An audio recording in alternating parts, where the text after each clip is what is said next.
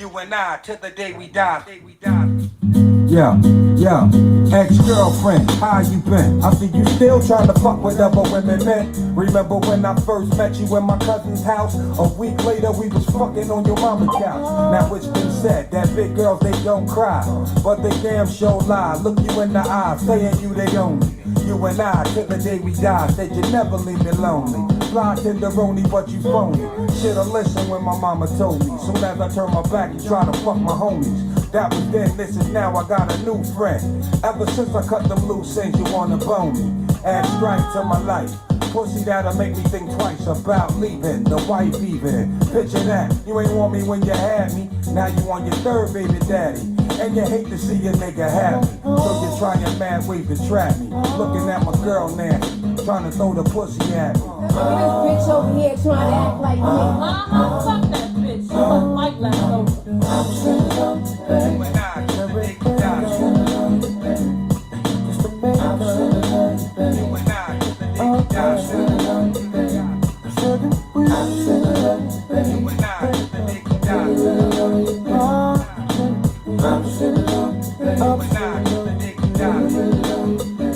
Yo, it's always you when your crusty ass crew be acting new. Let me find out you fucking with boo, and y'all gon' feel it. Waiting for the day that you front and catch a lump from my black butterfly. That unpack a lullaby, sleep on her. She said you bitches tried to creep on her in the mall and didn't know she had the reach on her. Pearl handle 22, my boo. She go ahead and walk her dogs and represent Woo to the fullest. You and Hunk and shoot the fair one, I'll bring the bullet. You know what I'm saying? Stop playing. You and them dyke looking bitches acting like y'all jumping something. Go ahead with that bullshit. And I, till the day we die. And I, till the day we die. And I, till the day we die. What's good? And I, till the day we die. Who with me? Check it. The beginnings, the lies, the feeble alibis. Now you fucking with the next guy. A thug nigga, derelict, be acting bug nigga. Show this nigga mad love, but get no love, nigga. Stupid ass, plus I heard that he be beating on you. I seen him at the club cheating on you. With your best friend, got you stressing, and you stuck. Pull your shoes up, all you need affection, but you're headed in the wrong direction. Okay. Trying to make this nigga jealous. Who with me? All up in my face, acting overzealous, like you want something from meth. I hope it ain't love, girl, cause I ain't got nothing left for you. Plus you miserable, misery love company. Shit, I'm living comfortably, don't need no nigga hunting me down for fucking rap with his kitty. Talk to him before my brother put a spark through him. What's today? The situation Thursday. my whole attitude shitty, and got you acting house a ditty with your slut committee. You What's know I good? know, so go find another sucker, yo. I've been there, but been done that before, and don't need it no more. That's word. You go to your room with that kid. Word up. Tell that big head nigga you're from with the do this. No notes. We at it. Let's go. Bad on my fucking show. Oh, I see they checking in.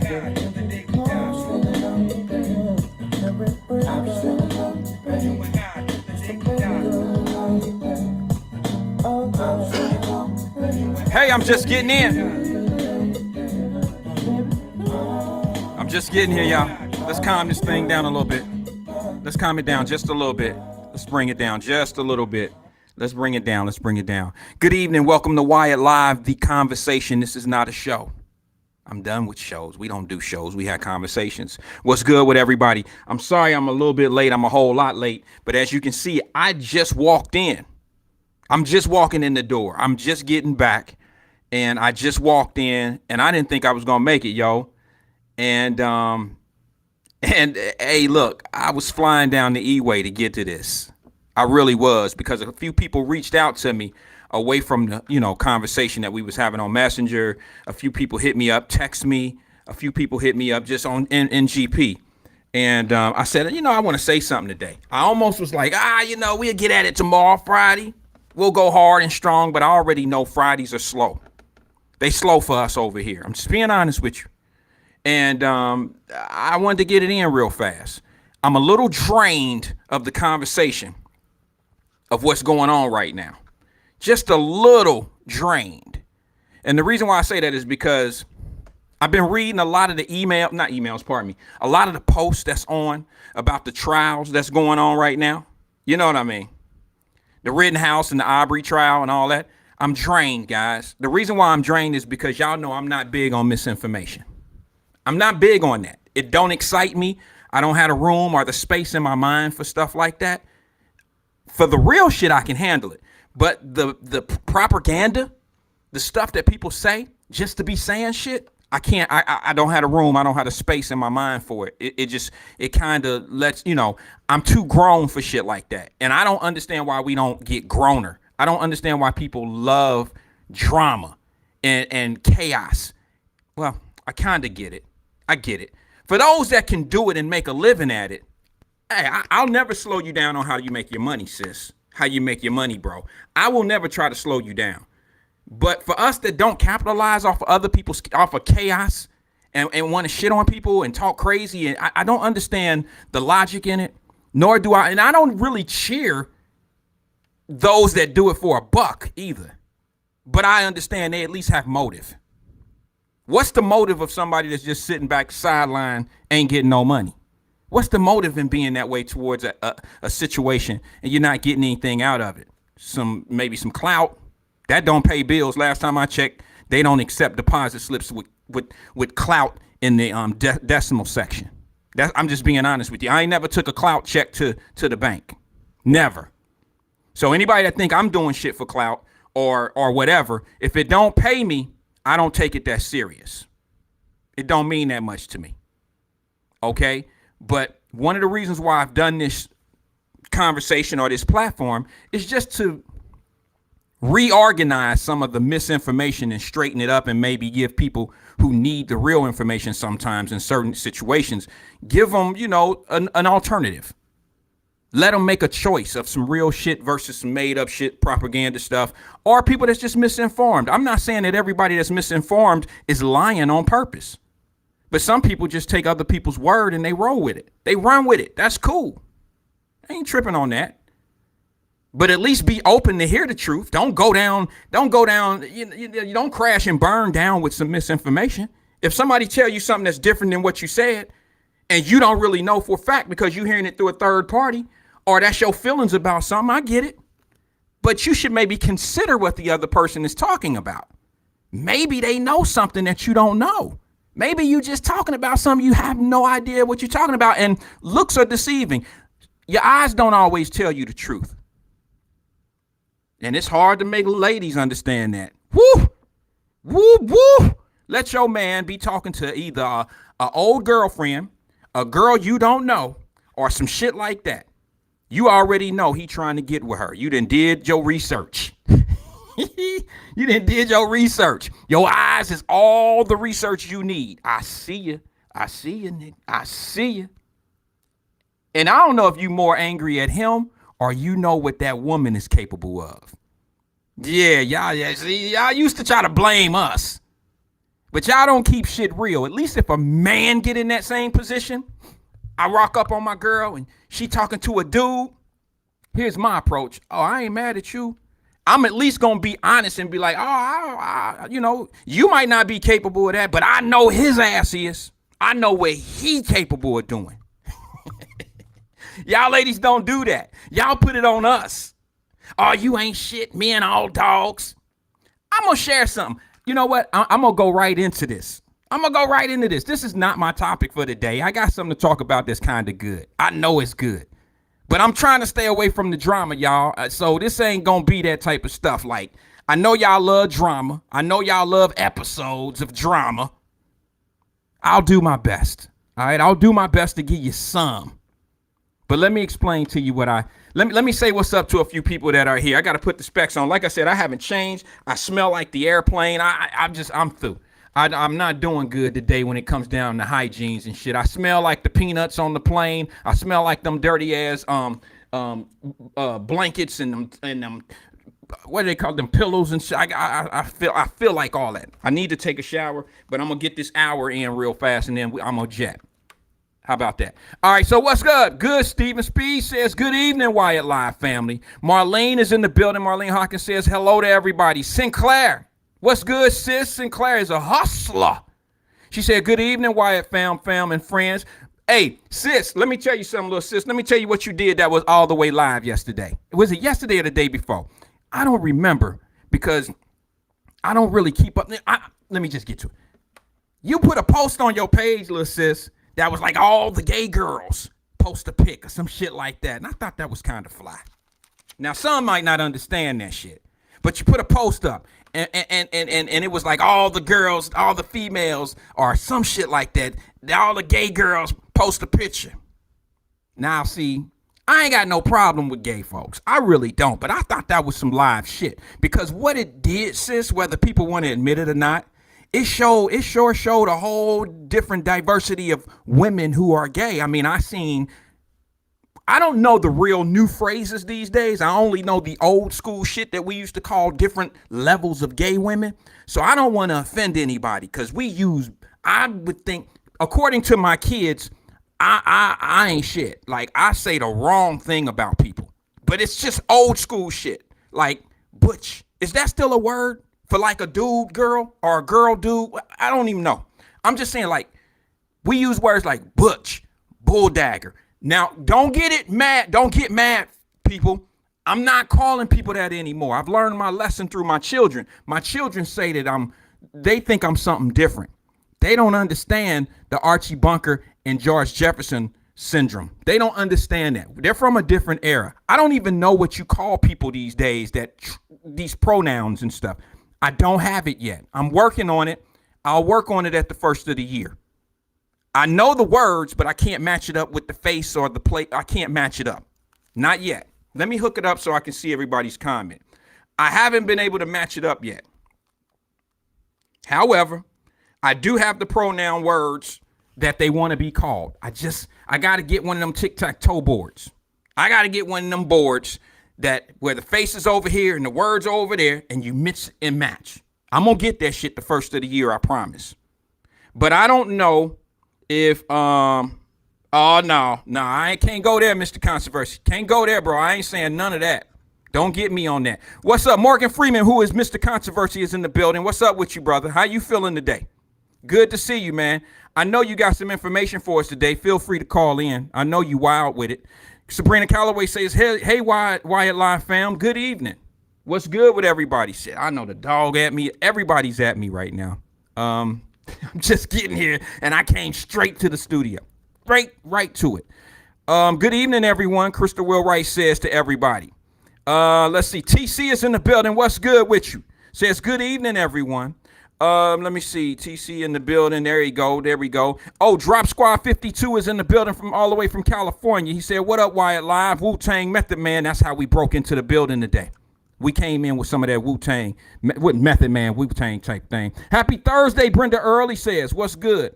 What's good with you, Brenda Early? What's happening? I love your post every day when you wake up every day with that special, everybody have a great day. Love you. Unbelievable. I love energy like that. I love it. I love when people can tell me good morning, have a great day, blessings, love.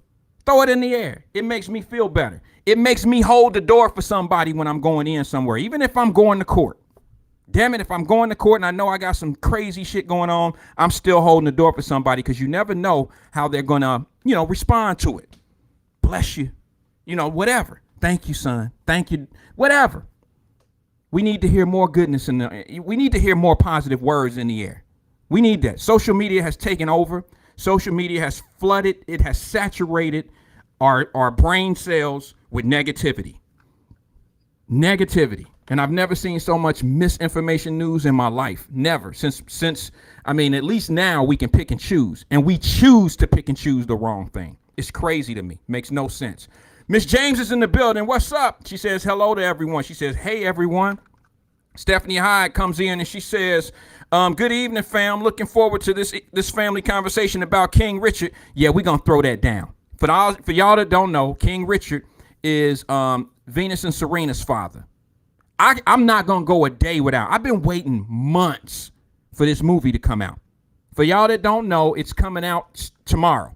It's going to be on HBO Max. Yeah, I'm promoting HBO Max because they were one of the only companies that gave Venus and Serena the budget to make this shit happen. So you got to understand, Venus and Serena are the executive producers, along with Will Smith and a few others. Who else? Beyonce is doing the soundtrack. You know the shit gonna be dope. It's gonna be dope. The whole thing, the whole production. But I want to say this. I'm gonna say shout out to HBO Max. They gave them the budget to make this true story happen. And what I'm gonna talk about, I'm gonna show y'all the trailer of this joint. All right, I'm gonna show you that.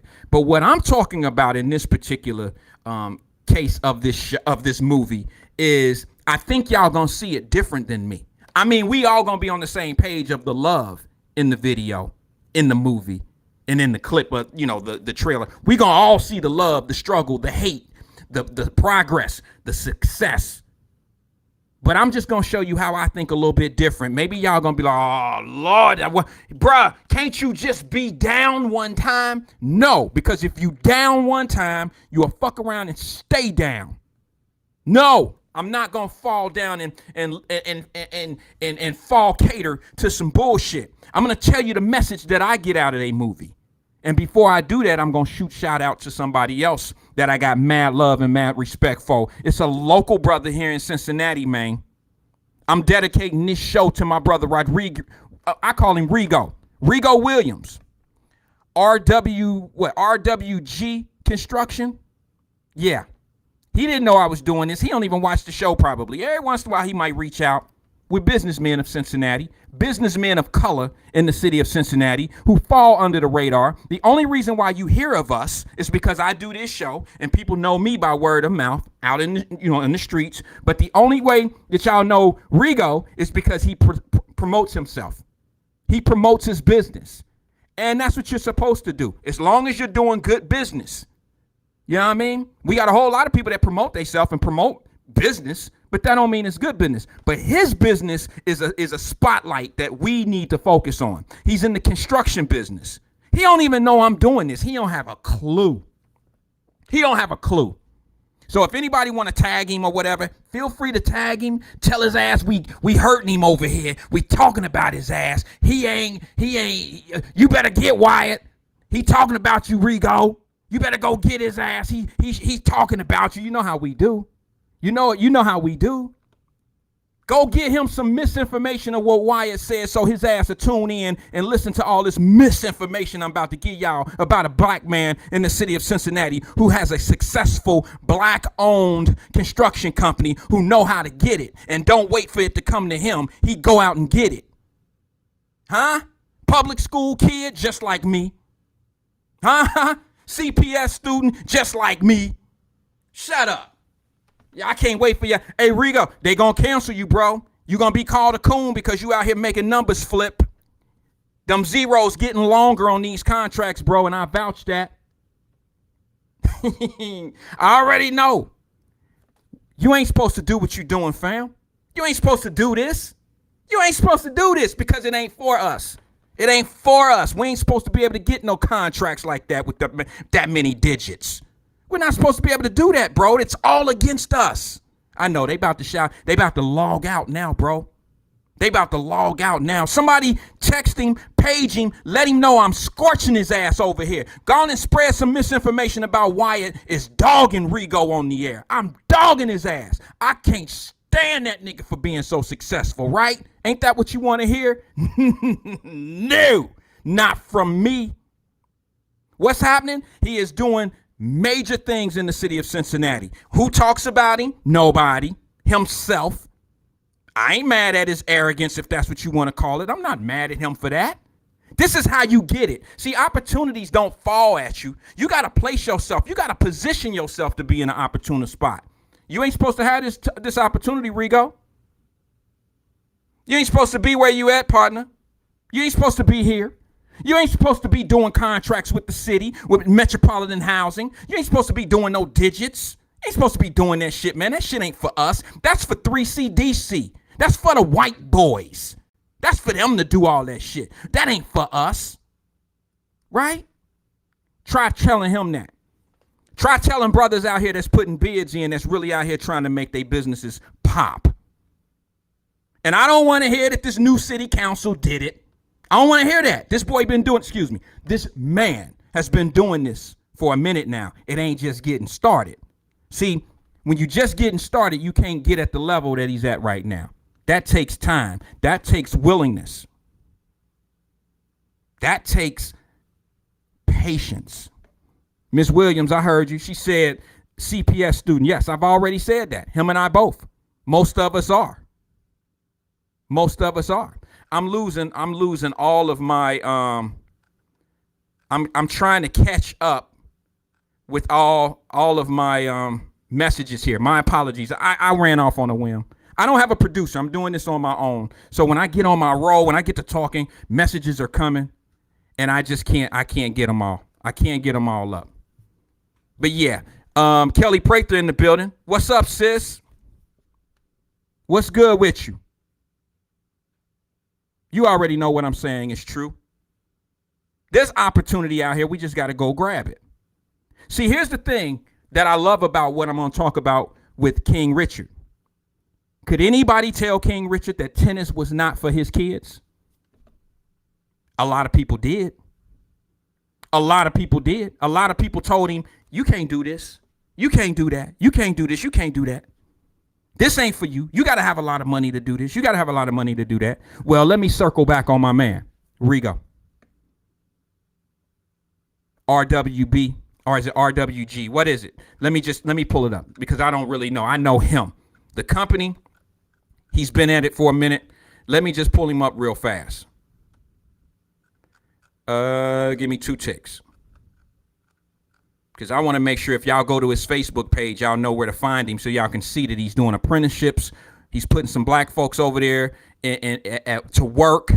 You know what I mean? He's teaching trades. He's positioning some people to be successful. And hopefully these people will one day in the next few years will break off and do their own thing and will spread the same type of, love to another group of us. Yeah. RWB construction is what he doing. CPS grad. I see you.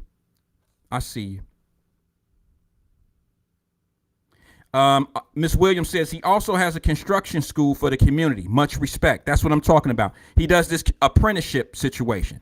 I don't want to hear that a brother then got out of jail and can't get no job. I don't want to hear that shit. I don't want to hear they don't have construction stuff in the high schools anymore. We know that. Everything has a sense of audibles. You understand what I'm saying? Every group of people, everybody should have a freaking playbook, and we should go in at halftime once we see shit ain't working and readjust how we doing things. Everybody should have that. So at halftime, you go in, you say, hey, I can't get hired doing this or blah, blah, blah. I got to make readjustments. I got to do something different.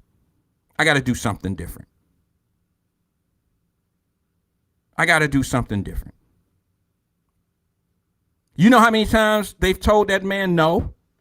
You know how many times they probably told Rigo and his construction company, we'll give you that little job over there. And he had to do some little shit, pull some nails out of some wood or something like that. And it wasn't a big job, but he probably took it just to get in the door. You know how many times that probably happened? I don't have to be in construction with him to know. I've been there. I know how it is. It wasn't construction. Business is business. Whether you selling cups of Kool-Aid or if you selling wine in a fancy restaurant, business is business. It all operates the same way. I'm sure that brother's been denied many times. I can guarantee you. I can guarantee you that he's been told no more times than he has been told yes or said yes to. Guarantee it. And how I know, let me show you this thing that he put on here. Let me show you what he put on here. Oh, Miss Williams, thank you, babe. You're really great with the community. Thank you. I appreciate it. I mean, you know what we do. Let me put this up here, what Williams said, what Mr. Williams said. Where is it? Is this it? Yep, this is it. This is what he said. He said, no rich parents, no assistance, no handouts, no favors, no excuses, straight hungry, straight ambition, straight hustle. Let that sink in for a minute. I'm going to let that sit there. This is the post that he put out. This is what he put out. It's hard to hold the people's attention when you're talking about positivity. If I was sitting here talking about Rittenhouse or whatever, just shot up the courtroom and shit, It'll be 1,015 people listening to this shit with a crazy ass thing to say about it. But since we talking about how to get it for real in real life and not no fake ass internet, since we really saying it and putting words and action together, that's too hard. You got to put effort in when you really want to get it. You got to put effort in. And I got a brother right here that's showing a whole lot of effort, and his effort, here's the rewards of his effort. Here's the rewards of his effort. Ribbon cutting on first of its kind affordable housing project in Price Hill. He got in on that. He got in. His construction company is in on that. CMHA property, I believe. To get in on that is major for a black contract company or a contract company. I'm through with that black shit. I'm through saying black owned, black country. I'm saying a businessman. Stop dumbing me down. I'm a businessman. I don't want to be, because it don't work that way. That same minority contract goes towards a whole lot of people. Y'all just don't know. And it's going to count Mexicans and Afghanistans. All of them going to be part of that same race for the contract. So no, we businessmen. We are businessmen, and we want to be able to do the same major projects that everyone else is doing. So help me get there.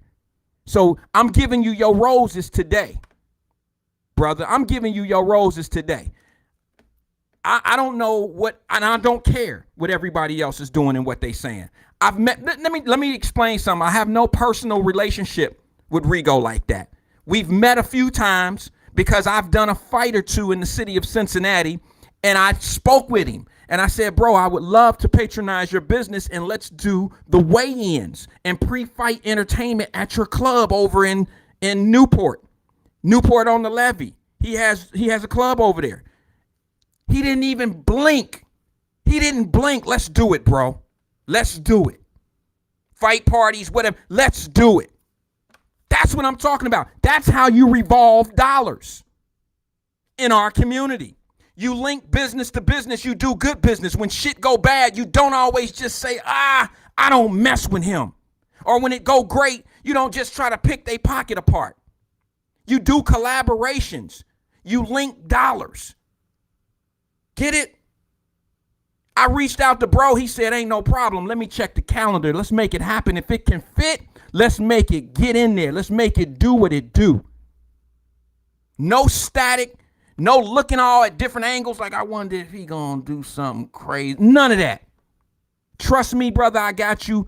I trust you, you got me. Let's just make it happen. Let's do it. We jumped it off.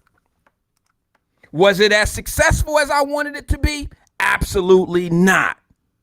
But that's what makes this even more powerful. You're not going to win at everything you do, but you keep these relationships together. If that brother ever did anything wrong to me, I would be here saying, I wouldn't be saying what I'm saying right now. I'm sure if I've ever done anything wrong to him, he wouldn't appreciate the things that we correspond on online. He wouldn't even rock with me. Cool brother. I'm very proud of him, and you all should be too. Give him his roses. Give him his flowers, if that's what y'all say. Give it to him. But look, the next time I hear people talk about what we ain't doing and what we can't do, I'm going to refer you to that brother. Not myself, because some of you think I'm stuck on me. No, now I got somebody that a lot of people in the community can refer to and say, yeah, I know him. Yeah, he do it. Yeah, my cousin worked for him. He gave my brother a shot, and he had 4 felonies. So we'll leave me out of it, and we'll go to him. So the next time you sit back and say, that ain't for us. They ain't gonna let us have that. I'll refer you to him. I'll have you go ask him what they gonna do and what they not gonna do for us. We'll do that. I know. This ain't for everybody. Everybody don't want to hear this. This is too positive. Too positive. People, they jet out on your ass on shit like this. All right, so look, I gave him his roses. I showed you what he said. I'm going to get to my topic. Check this picture out. Oh, I can't believe I don't have my drink. Woo, how did I come in here and don't have a drink? My God. This is a Red Table Talk. with Will Smith with Venus and Serena Williams. I watched this interview at the airport. Amazing. You know, y'all know I could be a little sensitive at times about some shit. Like, in my feelings. Like, in a way where it's like, Matter of fact, let me say this before I go to the end of this. Because Miss Williams and them were here. I hope they're still here.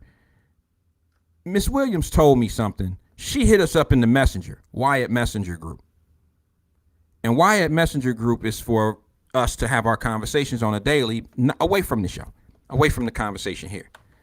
And in that Messenger group, she said today, her and her husband, I think, did y'all get a knock at the door? Did y'all get a knock at the door, Miss Williams? How did that shit occur where a 3-year-old ended up in y'all house?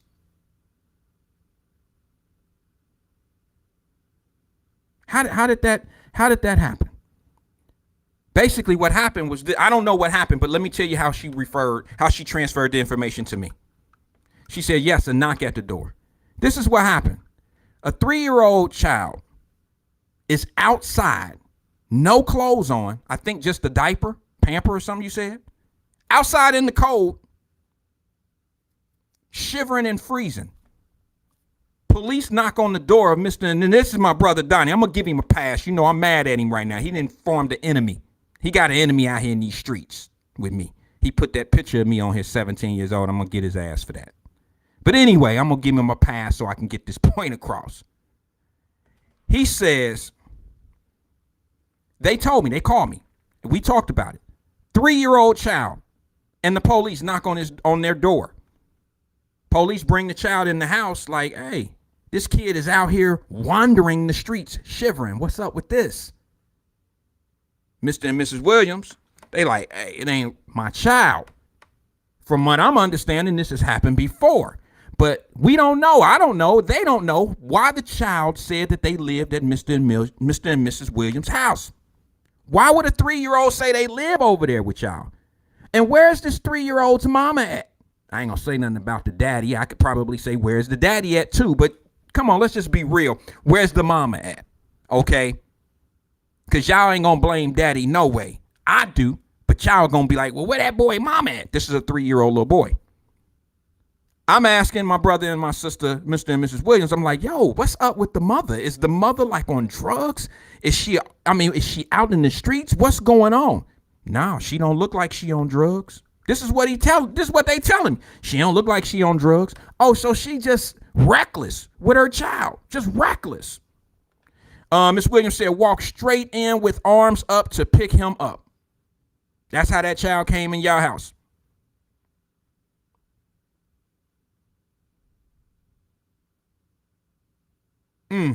Hey, sis, listen to Tracy Dillingham. Listen to Tracy Dillingham on this. She says, what up, sis? I'm glad you're here, Tracy. She says, because that's where that 3-year-old child needs to be. Who is that working? That's God working. That's where that 3-year-old need to be. Let me say this to y'all. And I say this with all due respect because my brother and my sister know that I got love for them. You know, they went through some things. Y'all know Friday, I just told you I had a tragic thing happen to me 20 years ago that I can't let go. I can let it go, but I always have a reminder of it. And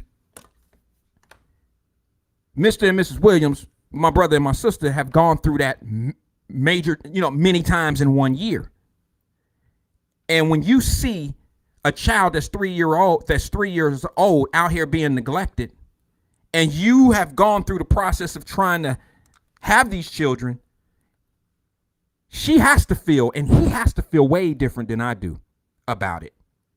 Because when you're trying to have children, you appreciate it more when you go through more. I don't care if it's just whatever you go through in life, you appreciate it more when it's tougher to accomplish. So I know my brother and my sister, Mr. and Mrs. Williams, feeling a certain way about finding this child, or not finding it, but the child coming to their home and this mother neglecting this child. And I'm going to ask this question. What we doing out here? We out here worried about Rittenhouse. We worried about what's going on in the Aubrey case. We worrying about shit that we really can't put our hands on. We're worrying about stories that we don't even know the truth about. We worrying about shit that is just ridiculous to me. Because you arguing about Aubrey, we don't even really know the situation. We know 36 seconds of a video. You worrying about Rittenhouse. You got Black Lives Matter outside the courtroom when a white dude shot 3 people, killing 2 of them, injuring 1, and they all convicted felons. White boy shoots 3 white guys. Black Lives Matter is out there. I'm still trying to wrap my arms and my mind around that one. Meanwhile, you got rappers being shot in their home communities. You got brothers and sisters in our own community right here in Cincinnati being shot and killed. I see no protests. I see people out with balloons. I see family members out there, with balloons. Let me tell you why I fell off and why it's difficult for me to have these conversations.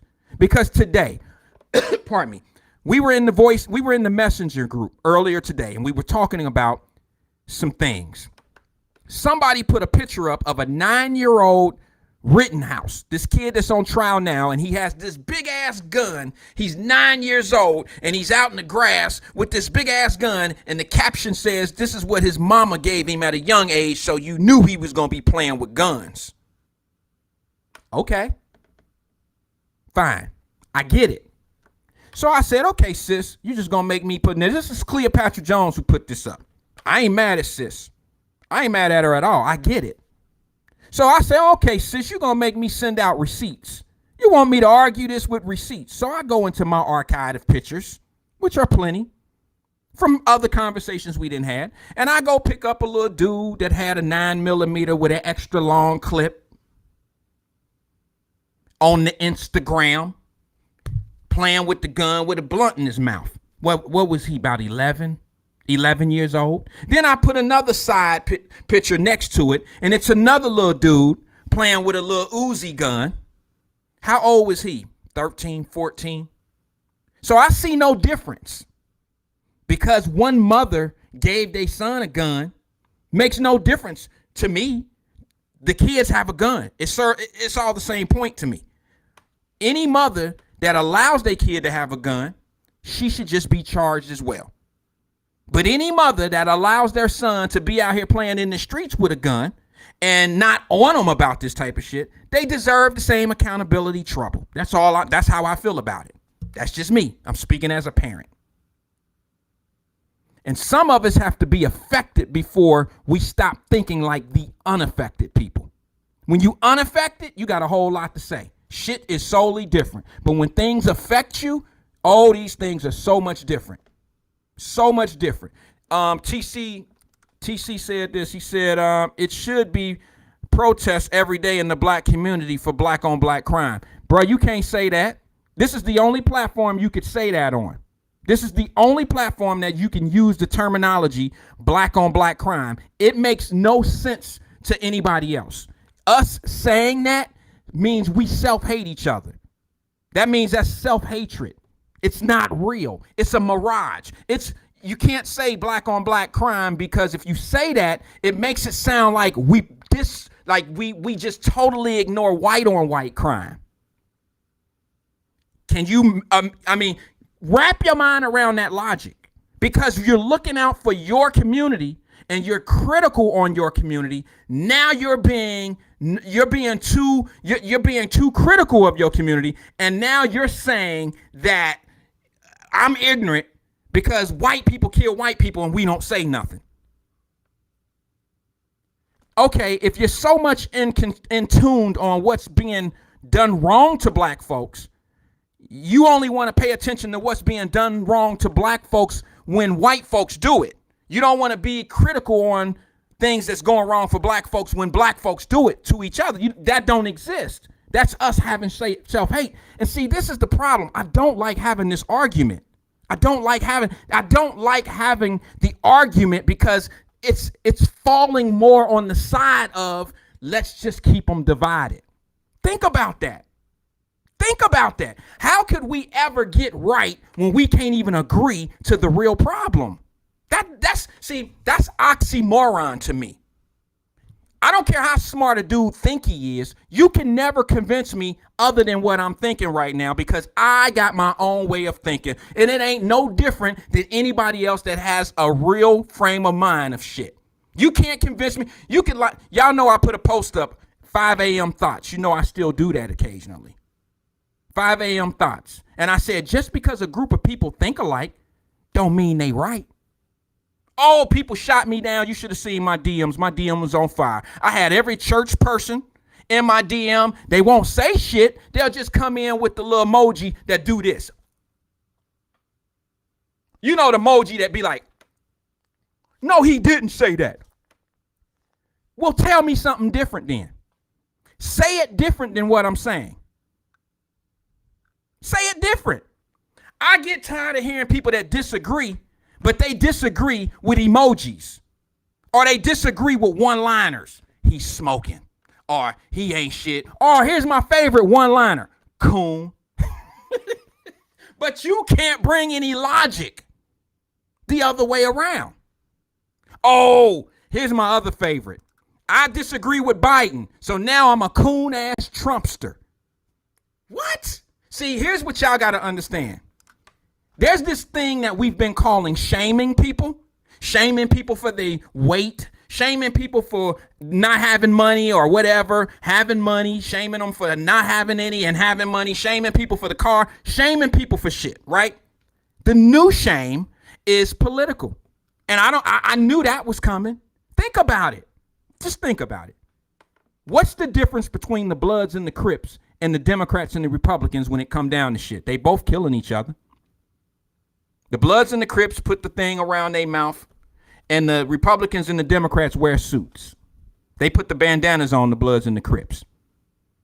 But they all have a form of assassinating one another. That's what it is.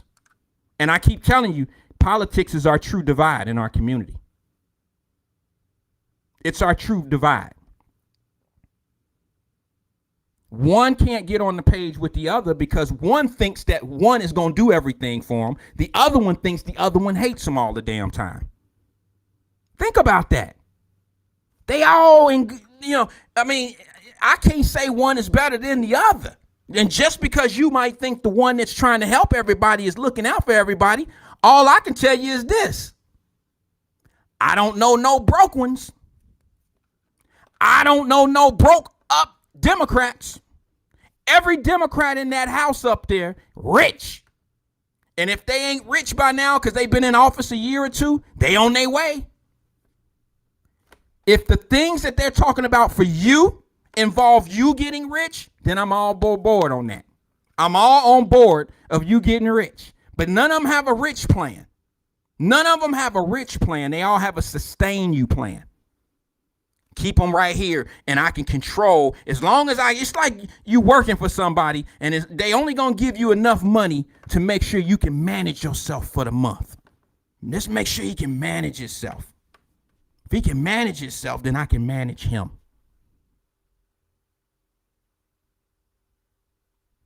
That ain't no help. That's a new modern day slavery. That's how I look at it. And then the other side, want everybody to be self-sufficient. How in the hell, now let me ask you this. How in the hell can we be how can we be self-sufficient starting on ground zero when everybody in the industry that you're trying to start in is decades ahead of you without some form of program that give you some type of, you got to be able to put the jumper cables on somebody sometime. You got to be able to do that. You got to be able to do that. Y'all going to see some jumper cables jump off. Soon as the Mexicans that are in the country now, soon as they get their shit together, and it's going to happen. Soon as they get their shit together, soon as the Afghanistans get their shit together, we're going to be in trouble. If you ain't got no get out and get it attitude, you're going to be in trouble. Tracy Dillingham said, I got shamed for having a mask on at an event last night. That's what I'm talking about. If you want to wear a mask, sis, wear your mask. You can wear a mask every day. Them Chinese people, in China, remember when we used to watch, Michael Jackson used to wear a mask, okay? And we thought that the shit was goofy crazy, but Michael Jackson was worldly. Michael Jackson was worldly. He was going to other countries and he knew and heard things. And, when you're a rich person like that, you tend to get more reliable information. You can afford the information. So when he going to China, Japan, and all these different foreign countries, he understood things that germs and shit like that. Now, Mike was a little crazy about some things. I ain't going to sit here and say he wasn't cuckoo for Cocoa Puffs in certain kind of ways, because he truly was. But people in Japan or people in China been wearing masks. They've been wearing masks for years.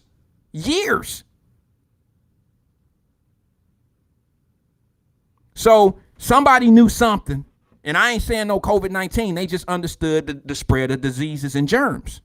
Michael Jackson understood that as well. I ain't on no Mike shit. I'm just saying. Michael Jackson was wearing masks when he was doing Beat It and all type of shit, touring the world wearing a mask. How did he know? He knew something we didn't. So, this is what I'm going to say. The new shaming is if you don't agree with Biden, then you a Trumpster. That's shaming somebody because you don't like Biden and you might make some opinion like I have. I've done it on when we having our conversation. I've been critical of certain things. I knew when he was running for president, I knew the shit was going crazy. I knew he wasn't really for it. I knew the things that he wasn't saying said a lot. I knew that when you sit back and blame somebody for what's going on that they have no control over, that's a sign of weakness to me. When you sit back and tell us that Trump, now I'm just going to say this for the benefit of the doubt, because this was something that he said. This is what they said, not what I made up. When he blamed COVID and all the shit and it's spreading through the United States and you blame Trump and he could have did something different. I even heard that administration say some shit like this, as ridiculous as this. Remember this? I brought it up on a last conversation. He said if Trump would have handled shit different, we would have had no deaths of COVID. Now, let me get this straight. We had 132 countries with COVID. Deaths around the world. That's Trump's fault. That's another president's fault. That's Obama's fault. Whoever you want to blame. How can you blame what's going on in America and it's happening in 132 other countries? How can you blame that on any administration in the United States of America? You can't blame it on Obama. You can't blame it on Trump. You can't blame it on Biden now. You can't blame it. And I don't like the people who are saying that we have more deaths now during Biden's administration than we did in Trump's. I don't like that argument either. There could be several reasons why. Because now people know there's more information out. The reason why more deaths are happening is because people have the opportunity to pick and choose. If you pick and choose not to do what's needed to not die of this disease or whatever it is, that's on you. Everybody, see, that's the beauty of the United States of America. We should have the choice to be able to do what we want to do. That's what I thought the land of the free and free opportunity was all about. Damn it, this is the only country that you can absolutely be all the nothing that you want to be. Nobody will stop you. Nobody should stop you. Nobody can stop you from being all the nothing in the world. It's the only country that you can do that in. But damn it, I'm tired of hearing shit like, okay, Biden falling asleep on the job, and if I say something about it, oh, I'm a Trumpster. I was probably at the January the 6th thing. Come on, man. Y'all got to stop that shit. Please. Please. Stop. Everybody that don't like Biden ain't no damn Trumpster. Okay? I'm still trying to figure out where Diddy and them at. A week before election, you want to form a party. Bro, here's the time to do it. Right after the election, 4 years is nothing. Think about it. 1 year is already up. 1 year is up, and y'all still talking about Trump. Ain't on Biden's ass. You on Trump still. See how fast that went by? See how fast it went by? Before you know it, it'll be 2 years. That's when you're amping up to run. So why is Diddy and them doing what they did? A week before election, you just want to crash and burn the election, and then you want to start talking about a black party. You don't think they need to be doing a black party like right now if you're going to be in the 24 running? You don't think we need to be getting our shit together, or are we going to go to the party late? We just going to grab our shit and go in year 2023 and a half. That's when we going to go get Al Sharpton or somebody to run for president. That's just like what we would do. Shit, we here. I know it's 23 and a half, but damn it, here we go. Pump that shit up, bro. Let's do this. Go get Cardi. Tell her to say something if she's still hot. Get the Migos. Shit, get the Migos. They'll come out and they'll walk our candidate. Where is the black party? Where? I just want to know, where's Diddy and them at? You waited a week before this. Where they at?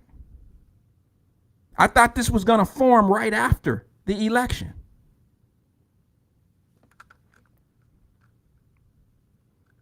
What you say, Angela? Angela Kenny is in the building. What's up, Queen?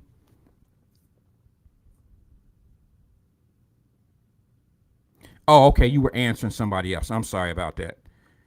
Davis Denise. Did I say it right?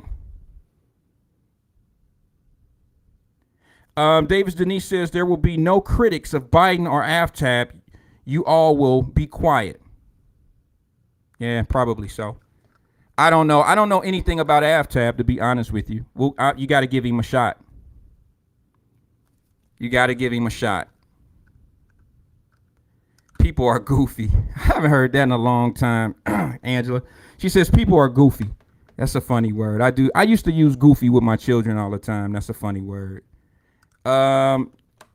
What's up, Jenny? Jenny's in the building. She says DC is in it together. I'm sorry, guys.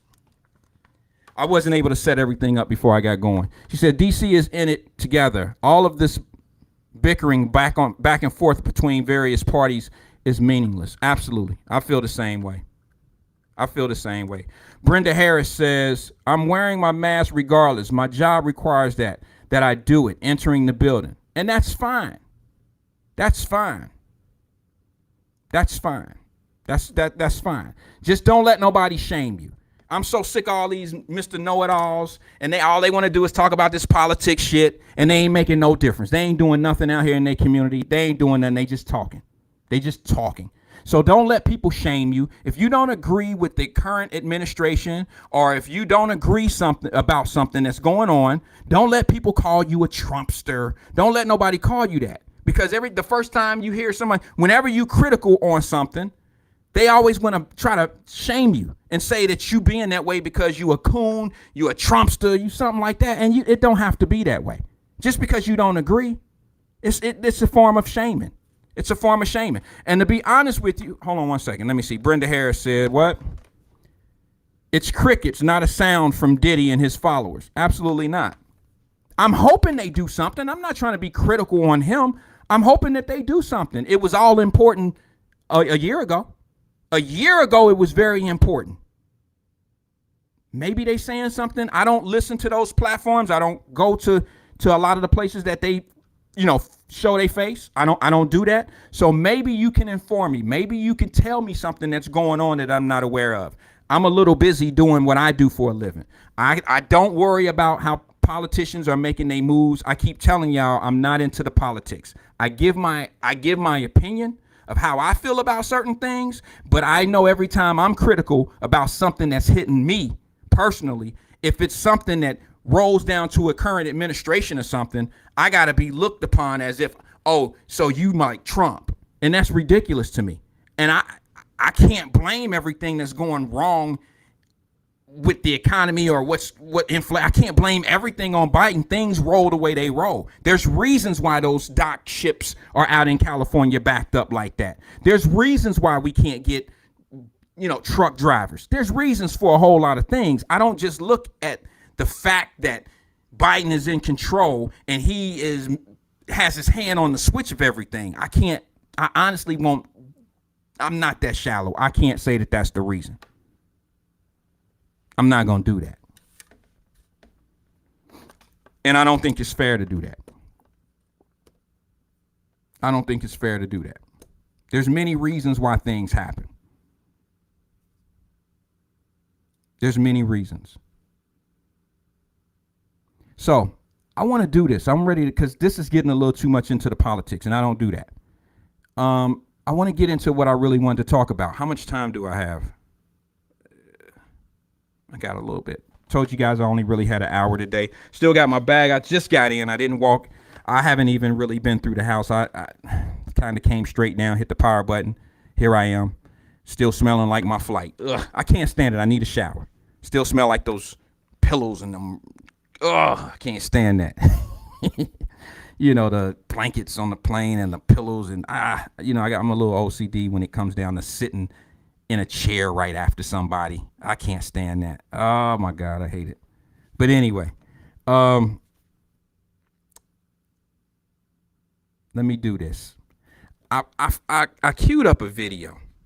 I can't wait. I might stay up if I can to midnight because on HBO Max, this movie is coming out that I've been waiting to see. I've been waiting a long time. And I want to just say big ups to HBO Max for giving that budget, allowing the creativity to be put on their platform. King Richard is one that I've been waiting on because I just got a feeling. I'm going to play the trailer, and I want everybody to kind of watch it. You know what I mean? And I want to know what you get out of it. I want to know what you get out of it.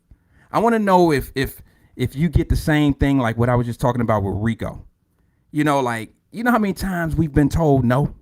You know what I mean? And it could be for various reasons. It could be for whatever. It could be because we black. It could be because it's not our time. It could be a whole lot of different reasons why. All right. But what I get out of this is this persistence. Blatant racism, blatant you don't fit in, blatant, this ain't for you, whatever. He went through all of it. Persevered. Went through it, knew what he was facing, didn't even care. Never gave an excuse. Never, and then here's what I really have a problem with. Is it seemed like once they became successful, it seemed like Venus and Serena were a little ashamed of their dad. This is the same man who put them in the position that they're in. This is the same man that argued for them at lower level tournaments, argued for them to be able to get in certain privileged opportunities of training. This is the same man that faced up them same types of people, those bigots, those racists. These are the same people that he faced.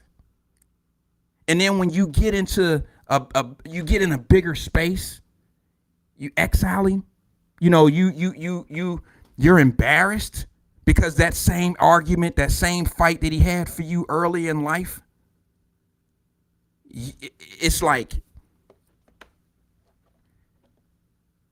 you're ashamed of him for having the argument that he's always had in your behalf. You're reaping the benefits of his fight. Now, maybe since I'm not in their family, obviously, I'm not a Williams. Maybe it's just more to it than I know. Maybe behind the scenes and some things, I'm sure it is. There's some things going on in their family logistics that just don't allow me to know why dad can't come to the matches anymore, why he's into it with certain referees or umpires is what they call them, why, mom and dad sitting in two different sections, I don't know. Maybe that will come out later. Maybe that's in the movie. But I won't know because I might stay up tonight till midnight to watch this. But what I want to do is I want to show the trailer right now if I can. If you don't mind, I'd love to show it now. Let me see if I can cue it up.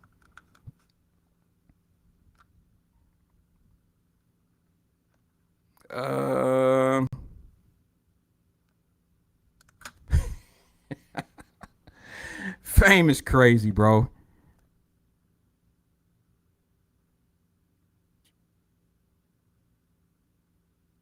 Oh my God. I didn't know that, Fame. I didn't know. He said they own, he said AFTAB and them own. I'm not going to say all the other stuff you just said, bro, but I didn't know that. You say they own a hood store.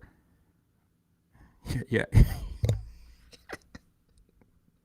Fame, bro. You crazy, man. By the way, let me just say this. I'm supposed to go. Are we still on for Saturday Fame? You know, it's a big fight. Before I do this, there's a big fight this Saturday night. Okay, Sean Porter versus Terrence Crawford. I want to give my prediction right now.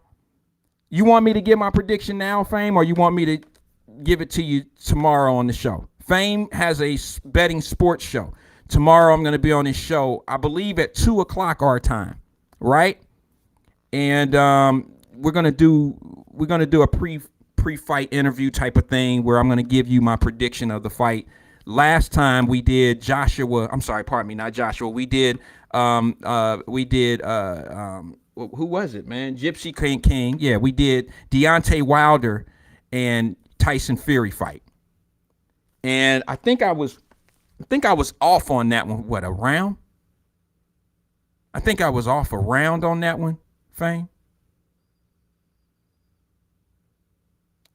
But I kind of got on his show and I told him how Tyson Fury was going to systematically break down Wilder, and it kind of went the way I said, and it happened, I think, 1 round later than I thought. Well, I'm going to do that same breakdown tomorrow. I'm going to give you the information of what I feel is going to happen in this fight on Saturday night. Tiffany Daniels is having a fight party. I might pull up. I don't know if she in here tonight, but she put a flyer out, and I'm in town, and I got the weekend to myself. I very seldom have the weekends or the week or whatever to myself in the city of Cincinnati. I always have to be here, and I'm always either working. I'm definitely tied up most of the time that I'm here in the city. So this particular weekend, beginning tomorrow being Friday, it's whatever with me. I'm kind of open to do whatever, and I might crash that fight party. It's just I don't like going to fight parties because I don't like hearing all that shit that people get to talking stuff, and they, why don't get him, do this and do that. And I'm like, bro, have you even ever smelt a gym? Have you ever even laced up some boxing gloves before? Have you ever done it? Don't you hate it when people go to these places or they say things and they've never done it before? You ain't got to do it at the highest level. I'm not saying that. I'm just saying it's not as easy to do things as some of these guys just make it look easy. They make it look easy. And we need to stop that. Sometimes we're a little too critical.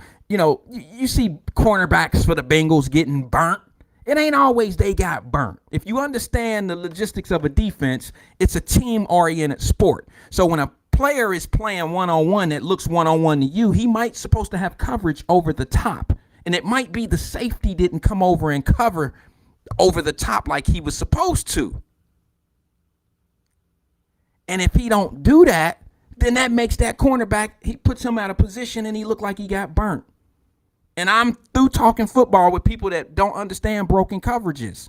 Because you on one man, you talking bad about the one man who did his job, but his back support wasn't there. And now you all up on the man who did what he was supposed to do. And you want to argue and call him trash. And I'm like, bro, you don't even freaking have a clue. You ain't never even put a helmet on. You've never strapped up a football helmet. You couldn't even put shoulder pads on if they handed you some. You couldn't even figure out how to put them on. So stop being so critical on people that you ain't never even done what they doing. Miss Williams. Okay, I'm about to play this clip. She said I'd be bobbing and weaving too when I watch boxing. I'm like in the ring with them. Yeah, me too. Me too, sis. Me too. And here's the thing. I'm going to give Fame this right here, right now. Fame, bro, let me just say this to you. This is a tough fight for me. I'm absolutely cool with Sean Porter on a personal level. I was actually going to go out there because this was the loveliness of the Vegas weekend. I just found myself in Cincinnati with a weekend off, and I want to keep it that way. I want to be in my hometown for the weekend and just be here, okay? But the gorgeous thing about Las Vegas this weekend is Friday night they have fights at Sam's Club, okay, out there. I love going to Sam's Casino, okay? They have a boxing situation out there that's called Sam's Club. And here's the thing. You go out there on Friday, and do the Sam's Club's fights. And then on Saturday, you go to the Sean Porter, Terrence Crawford fight. I'll give you my prediction on that here soon. And then on Sunday, the Bengals are playing the Raiders. As a Cincinnati guy, as an Ohioan, there's no reason why I shouldn't be out in Vegas this weekend. But I'm going to value my time alone at home in Cincinnati. I'm going to value that, and I'm going to stay home. Going to be tough, but I'm going to stay home. This is a killer weekend for Vegas. For anybody that's from Ohio, Cincinnati and Ohio, wherever you're from in the state of Ohio, whatever, because Sean Porter is from Ohio. My heart is with my guy, Sean. Sean wears my line. He wears the Wyatt line. Y'all know that. So my heart is with Sean Porter. Bud is a different kind. Terrence Crawford, nicknamed Bud. Terrence Crawford is a different beast. A lot of people give Terrence Crawford flack because you say he don't fight anybody. That's ridiculous. Terrence Crawford has fought many Olympians at a pro level. I hate when people say, so he's Olympian. That's amateur. No. Olympians fight like that's a different level of an amateur. They fight a lot of pros. Look at every Olympian. Almost every Olympian has gone pro. I ain't saying all of them been successful, but they fight way different levels of competition than the average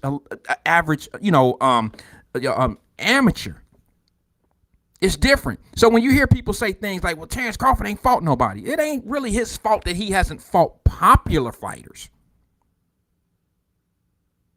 That's not his fault. You got to look at the logistics. You got to look at the business of boxing.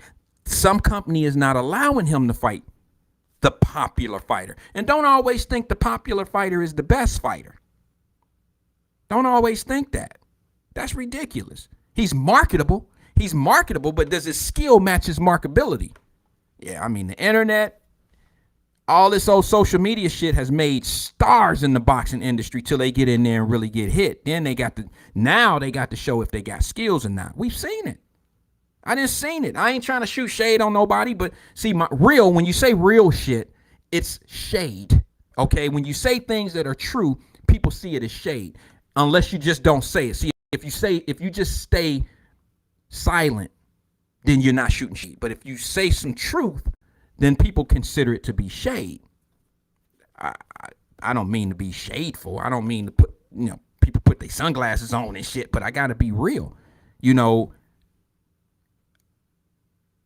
Terrence Crawford hasn't fought a lot of the popular guys because of the economics, the business part of boxing. Has nothing to do with he's ducking. He's not ducking any of them. And Sean Porter is probably one of the one and only guys at that weight class that's been willing to fight him. That's it. And if you really want to know something about boxing, I'm going to tell you this. Sean Porter's resume is better than all of them. Sean Porter's resume is better than Terrence Crawford's. Sean Porter's resume is almost better than anybody even on the PBC fight side. He's fought everybody.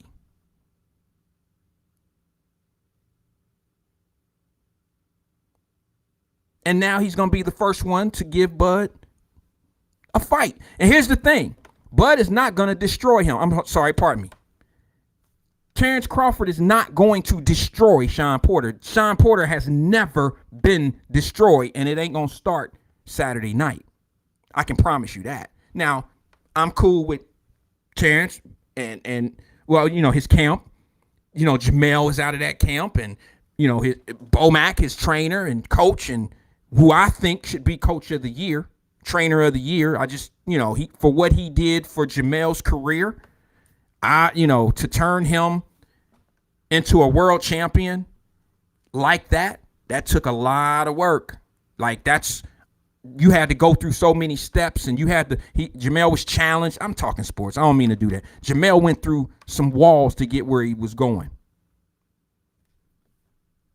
and his team understood their position and they played their position well. They did good. But I don't bet, me personally, I don't bet on boxing because I'm licensed in the industry, and it's not ethical. But if I was a bettor, my money would definitely go. And I hate to say this because Sean and his dad, I'm cool with them, and I'm not betting against them.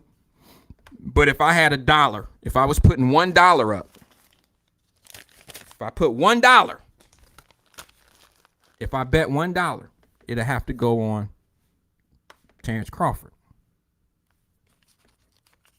That's where my dollar would land. So y'all can talk to Fame tomorrow at 2:00. He'll explain to you what the odds are and all that. I'll come on. I'm going to talk to him about what I think is going to happen. We'll have a good time tomorrow at 2:00. Is it?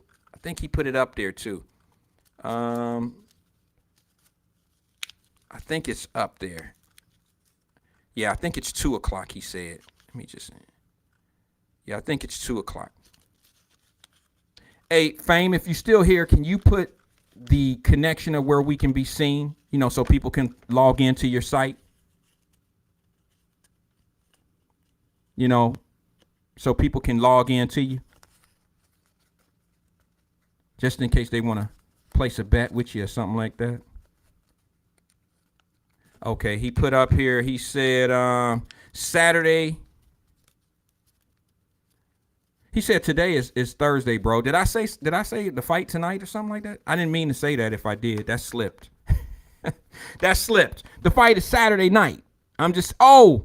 We're gonna talk on Saturday morning at 2 or Saturday afternoon at 2:00. My apologies. Maybe I said tomorrow or something like that. So my apologies.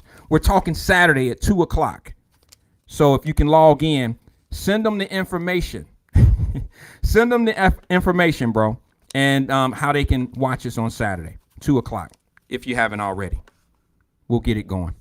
All right, so listen, man, let me get back onto the topic. King Richard.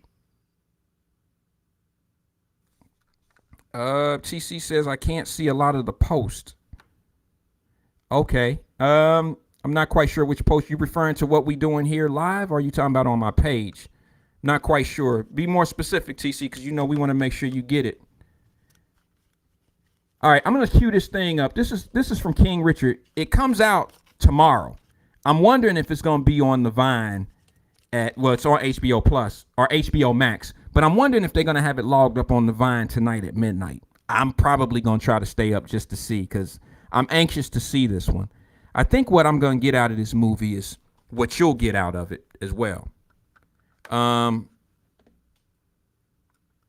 think I'm going to get, I understand the struggle. I understand all of that. But I'm going to get more of the persistence, the unwillingness to be told, to hear, like the unwillingness to stop, to be told this ain't for you. You say, y'all know that's what I be saying on here, right? All the time. I ain't trying to hear we ain't got no opportunity. I ain't trying to hear that shit. I already know it. Okay. I already know what the obstacles are. So when people say shit like coon or whatever, you know how they describe me because I don't play along with the other bullshit. What you don't understand is I'm just not brainwashed into keeping that on my forefront and on my tongue. I know the truth. I had somebody say on a post today, we live in two different Americas. Well, I don't need to be reminded of that. And my job, it's not my job, but one of my goals is not to try to keep reminding people that we live in two different Americas. My thing is to say, okay, well, fuck it. We live in two different Americas, but the one that I live in, we gonna make the best of it. We gonna do what we need to do to make this shit work for us. And we gonna capitalize on every opportunity and we gonna dig up out of it. We gonna end up making that other side the best side. How many times you seen that? How many times you been on the losing end of something and built it up and then everybody want to come over there and do what you doing? Remember when they used to call Cadillacs Gotti because they had gold on them and shit like that? Remember that shit? They used to say that about hood cars, Gotti ass cars with rims with gold and gold stripe going down it. Years later, Cadillac start putting that same gaudy ass Cadillac on the showroom floor right up at Thomas McConnell. Right up at Thomas McConnell. It puzzles my mind that it's the same way in hip hop music. Hip hop music was terrorist music in the black community. Remember they used to say shit like it's trash, it's garbage. But when it became commercialized because white kids liked it, now they want to make it an industry thing. They want to make it commercialized. Remember when they said hip hop would never last? Well, how is it that hip hop has lasted all these years and it's only gotten worse? Like when hip hop wasn't supposed to last, it was more homegrown for us and it was culturally written and it was less, violent. It wasn't really as violent and as explicit as it is today. That's when it wasn't going to last, back when it was kind of squarish, if you want to call it. But now, when NWA first came out and it started getting to the real talking and the F the police and all that, that's when the shit exploded and now it became commercial. And then certain people took over the industry and they made it a household thing and it became, you know what it is today. And what kills me is this. I'm going to say this softly. The groups that I came up on that were conscious, X-Clan, BDP, a lot of those guys, damn, oh my God. Steven Speed is typing this shit as I'm saying it. BDP, X-Clan, Poor Righteous Teachers, damn, right there. That's my era too, bro. I didn't even see that on the screen. I'm putting it up there as I'm saying it. And I said BDP, I said X-Clan. PE, Public Enemy, those guys don't make it. Why aren't they out here? Where is Arrested Development? Where are these groups that was so positive about what we needed to do? It would bring attention to the problem, and then it was like, I can overcome this shit. It gave us the enforcement we needed to ignore, not necessarily not know what's happening, but to ignore the obstacles and just ride right over the speed bumps. Those are the groups that made it for us like that. Now, listen to today's music, man. Be honest. These guys ain't talking about rolling over speed bumps. These guys talking about rolling over anything in its way. And I'm not talking about your commercial rappers, your Travis Scotts and guys like that. I'm talking about the rap music that has invaded social media. These guys are selling out shows. We old. Y'all don't go to these hip hop clubs and shit like what these young folks are doing. There are rappers out here making hundreds of thousands of dollars a month that you've never heard of. There are Chicago rappers that are making hundreds of thousands of dollars with this new technology because they book their own shows. They make all this shit happen on their own. Smart, very engineering. It's good. I just don't like the fact of what they sell. I just have to be honest. I'm not trying to be a hater. It's like not my lifestyle. It's not yours either. Some of these guys are in true gangs. You wonder why some of these Chicago rappers get killed. Senseless killing. You might want to kind of not say that unless you know what they're talking about in some of their music amongst each other. Some of them even talk about how they hit a dude 3 years ago, how they were involved in these hits. I mean, this is real shit. It ain't nothing that I've ever entertained, but I know that a lot of them have gone to penitentiary because they've snitched on themselves just through their music. Their music led the investigation to an indictment.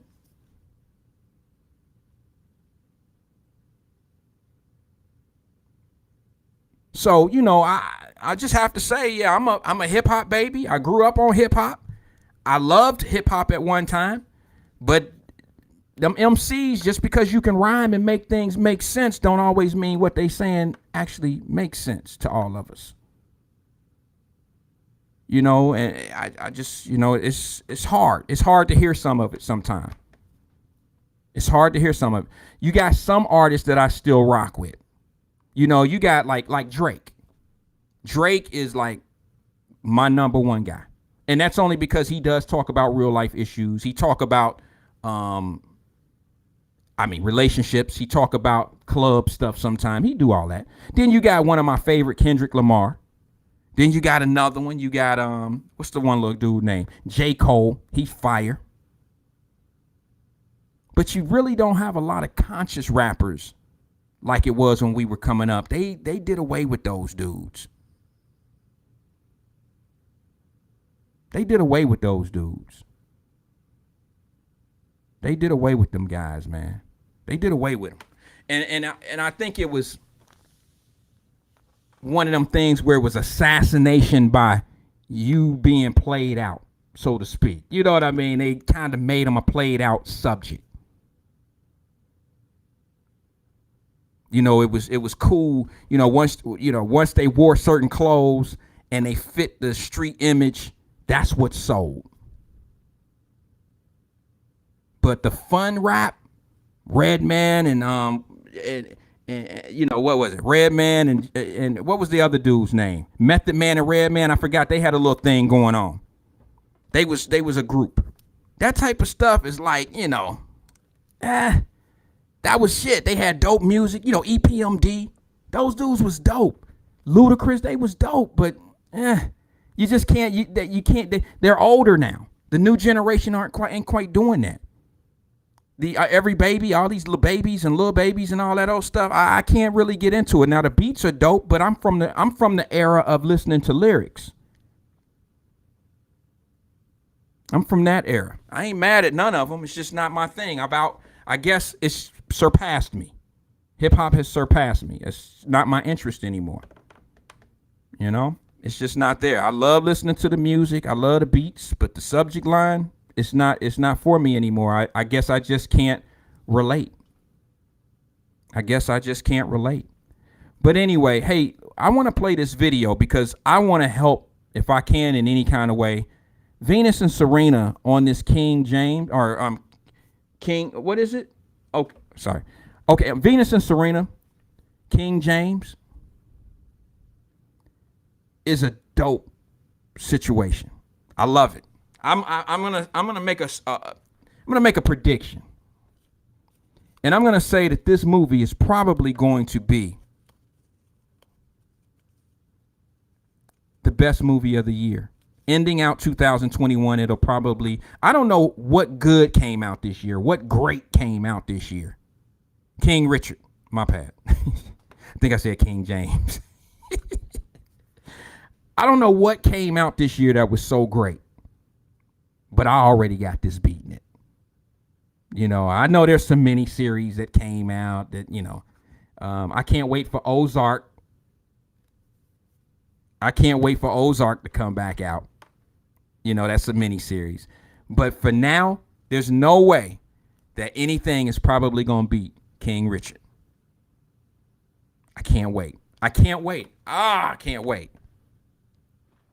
God is good because I got the whole weekend. The whole weekend, guys. And this is probably one of them movies, man. Look, just if you can, watch if you can get an opportunity. I think I've only watched that, Red Table, maybe twice in my life. And one time was just earlier today at the airport. And it was the interview with Will Smith and Serena and Venus Williams. Try to find it. I believe it's on Facebook Watch. Try to find it and listen to that. Man, y'all know I'm Mr. Softy when it come down to certain things, especially the man with his daughters. And when I watched the trailer that I'm about to show you, I had an edge of tear on my eye because I understand how it is to be a father and want your children, your daughters, to be special. And you don't want any. I was the type of dad that if I went to the shoe store, and I said, yeah, let me get, and my kids were with me, and I say, yeah, let me get a 6 for her and a 4 for her. And they come back and say, we ain't got no 4, we got a 3.5. Well, you better find a 4. One of my babies can't have one and the other one can't have that. Y'all better find it. I was that dad. I was absolutely empathetic when it came down to making sure my children had the best. I just would go to bat. I was obnoxious, and my kids would sit there and watch me. And then I did the same thing. This is why I actually understand where Mr. Williams, their dad, is coming from, and why I kind of have a problem with him being exiled from the games and, you know, the matches, because how hard he went for them to make sure shit was right for them. And then they get into a point where he's embarrassing them or something of that nature. And I don't feel good about that. Anybody that go down that hard for me, damn it, when you put him out, I got to go with him. You put him out of the match, I'm going with my father if he did all that for me. He can't embarrass me. He got me here. He wasn't embarrassing when he was helping you get out there on them tennis courts and doing what he was doing. He wasn't embarrassing. Let's watch the clip, man. Let's just watch the clip. I got to show it. I got these two great tennis players. All we need is a club. Everything to go from prodigy to pro. Raise your hand, Serena. Venus Williams. What you think? Nobody's taking that bet. Tennis takes expert instruction. It takes families with unlimited financial resources. It's like asking somebody to believe that you got the next two Mozarts in your house. Venus and Serena gonna shake up this world. Throw it to the sky. Yeah, that's it. There you go. They're not going to Wimbledon like this. Not with you and me on those raggedy courts. We just got to stick to the plan. We got champions in the other room. You told him all this? Richard, I'm impressed. I think you might just have the next Michael Jordan. Oh no, brother man. I got me the next two. And can't nobody knock it if they try. Let me ask you about something. What do you want out of this? I know what your dad wants, but what about you? Well, I want to win the Wimbledon as many times as anyone's ever won it. You think you can do that? Every American player got good following this path. We gonna do this a different way. You pulled him out of juniors. Now you pull him out of practice. You do it constantly. I'm trying to look out for my kids. You're looking out for yourself. This is their life. You gotta let them decide. Venus Williams, what you want? Let's show all of those people that I can handle what's coming. Feels so good to be alive. It feels so good. That's why You are a champion, and the whole world knows it. She's playing the best player on the planet. She can't beat her. But what if she do? ain't nobody knock it if they try. This is how supersonic fight. Look how we've been fighting to stay alive. Remember who you are, remember where you came from. We'll have tried. I have never been more proud Do you know how much in my whole life. how hard we had to fight? You gonna show them how dangerous you are?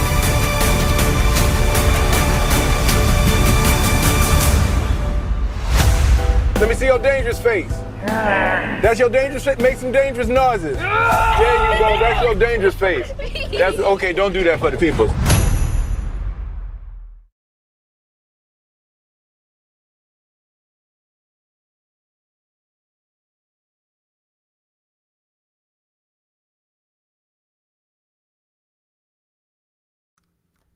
So how could you not have a smile on your face after watching that that trailer?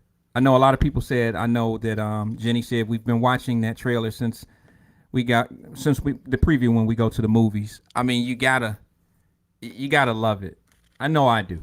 I can't wait to see it. If it comes on tonight at midnight, I'm probably gonna stay up for it. You know, I don't know if I'll watch the whole thing. I probably will, but if not, what I'm gonna do is probably watch the remaining portion of it maybe in the morning or something. So that's a good thing. Let me take a phone call. We got a caller in. Let me see if I can connect it. Hey, good evening, caller. This is Wyatt. Who am I speaking with? Yeah, Rothstein here. How you doing, Hey, Fang. Wyatt? How you doing, brother? Good to talk to you, man. Yes, sir. It's for all those interested, 2 p.m. Saturday afternoon, this Saturday, 2 p.m. Eastern, on Instagram, myself with Wyatt's assistance, I'll be giving you the betting interest, the sports investing interest on this fight between what was that, Porter and Terrence Crawford, Bud Crawford. right? Yeah, Right. you know, so you can follow me at fame_Rothstein, FAME_ROTHSTEIN, or Wyatt Promotions. Common spelling WYATTPROMOTI. What was that? TIONS. Sorry. You got it. Wyatt Promotions. You got it. You got it. Go ahead. To answer your question, now granted, I've been very critical of the Williams sister, much like you, about these girls exiling their dad out of their tennis life. Okay. And apparently their personal life, because they both married white men. Let's be honest. Well, Serena did. Venus has not married anyone. From my Oh, okay. I thought. Well, no, okay, wait a minute. Hold on. No, Yeah, but hey, I was gonna tell you, bro. You're not wrong. They not married. Venus isn't married. Serena is. Venus has a long-term. Matter of fact, Fame, as you say that, bro, I have pictures of them. Venus is not married to the guy. Okay, she is dating him, and they've been together a long time. It's up on the screen now, and I know where you're going, and I can't wait to hear it because I do have something to say about this, bro. I'm gonna be honest, so I'm gonna let you keep the floor while you're talking. I'm gonna show the families, okay, who they're dating, husband and the boyfriends. I'm gonna show that as you're talking. Well, I'll say this. I hate to be that guy, but why is Will Smith playing their dad? Will Smith's light skinned. Your dad black as ever. Okay. You know, the obvious colorism. Okay. With these girls, maybe they endured it and it's displayed in the movie. I don't know, but I don't like that casting. I mean, you know, we love Will Smith as an actor, but that role should have went to a dark skinned actor. If your dad was a trans, the trans community would be in uproar right now. Okay. You understand what I'm saying? I hear you. Representation matters. You could have found a dark skinned actor to play your dad. And I think that just kind of goes to show as to why they married the men they married and the actor they chose. I mean, granted, like I said, Will Smith is as popular as they'll ever be, but there's other actors that could have done that. I got you. You understand? You know, I can't think of anybody offhand, but I mean, hell, Denzel's darker than Will. Yeah, I mean, Denzel. He went darker than him with Wesley Snipes. That's true. I can't argue. I can't argue that point, Fame. I'm not even gonna try. I'll be honest with you. Like, generally, I mean, they had a little light skinned dude playing Colin Kaepernick. You know what I mean? They try to show the actual. You know, they try to keep things in character. And if you look at, I got a picture of Williams, Mr. Williams, and Serena and Venus when they were young kids. I got a picture up on the screen of them right now, and yeah, they daddy as dark as they can. You know, as dark as they are. You know, and I get what you're saying. Yeah. You know, he's as dark as they are. I get it. There's several. Even if you don't use somebody that we know, you know what I mean? With this story, you don't necessarily have to use, you know, well-named artists. Actors. Exactly. This was an opportunity. I'm not gonna discredit it because I know it's gonna be good, but this was an opportunity right here to break in some new faces to the industry, just based on the storyline itself. You get where I'm saying, Fame? This was an opportunity to get us some new people. Absolutely, because I mean, much like you, I ain't dissing it either. I'm gonna be up watching it. I'm gonna stay up. I stayed up for Mini Face of Newark last month. I'm gonna stay up for this. All right, well, and watch it. You understand? So yeah, I can't wait to see it. But that was just one thing I noticed. Like you know, because I've been seeing it previewed on HBO Max over the last month or a couple weeks or whatever, and I've been thinking like, why Will Smith? Right. You see what I'm saying? Like, why him? That's the colorism that you girls have obviously endured. Here's my thing. Let me say this one thing on that, Fame, if I may. Will Smith had a little bit to do with the executive producer situation. I don't know if that's not necessarily an excuse. I'm just saying that he did have something to do with the production of the movie as well. And he said in the round table, he said that, you know, Muhammad Ali asked him personally to play him. So I don't know if these girls may have reached out. I don't know if the dad reached out to Will and said, do me, or you know what I'm saying? I'm not saying that's what happened, bro. I'm just saying that that's a possibility that something like that that something like that happened. You know what I'm saying? I don't know. I'm not going to say it did. I get that. Even if if it did happen, I understand. If it didn't, it is what it is. I'm just saying, like that. There were just other. I think there were other choices, right? To make it more realistic. You use a Will Smith. Like you said, with this story, everybody knows the story. So to have it put on film, you don't necessarily need big actors to sell it. I understand. Good point. You know what I'm saying? Good point. So I don't know. But I just feel like they were a little irresponsible with that one. But I think that's part of the girls' mental makeup at this point. I got a question for you, Fame, that I think only you can answer. That I think that not only you can, the only one that can answer, you might enjoy answering this one. Listen, let me ask you this, bro. How is it that these girls went through so much, even as professionals, the racism, all the stuff that they went through to be who they are today? How is it that they're capable or even want to date outside the race when they seen the mistreatment that their dad went through and that they went through?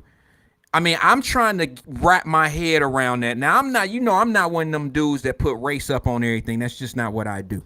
However, I kind of got to be realistic about when you go through certain things in life, man, you become a little reluctant to that situation. You know what I mean? You fall back on it a little bit. You understand what I'm saying? It's like how black women are.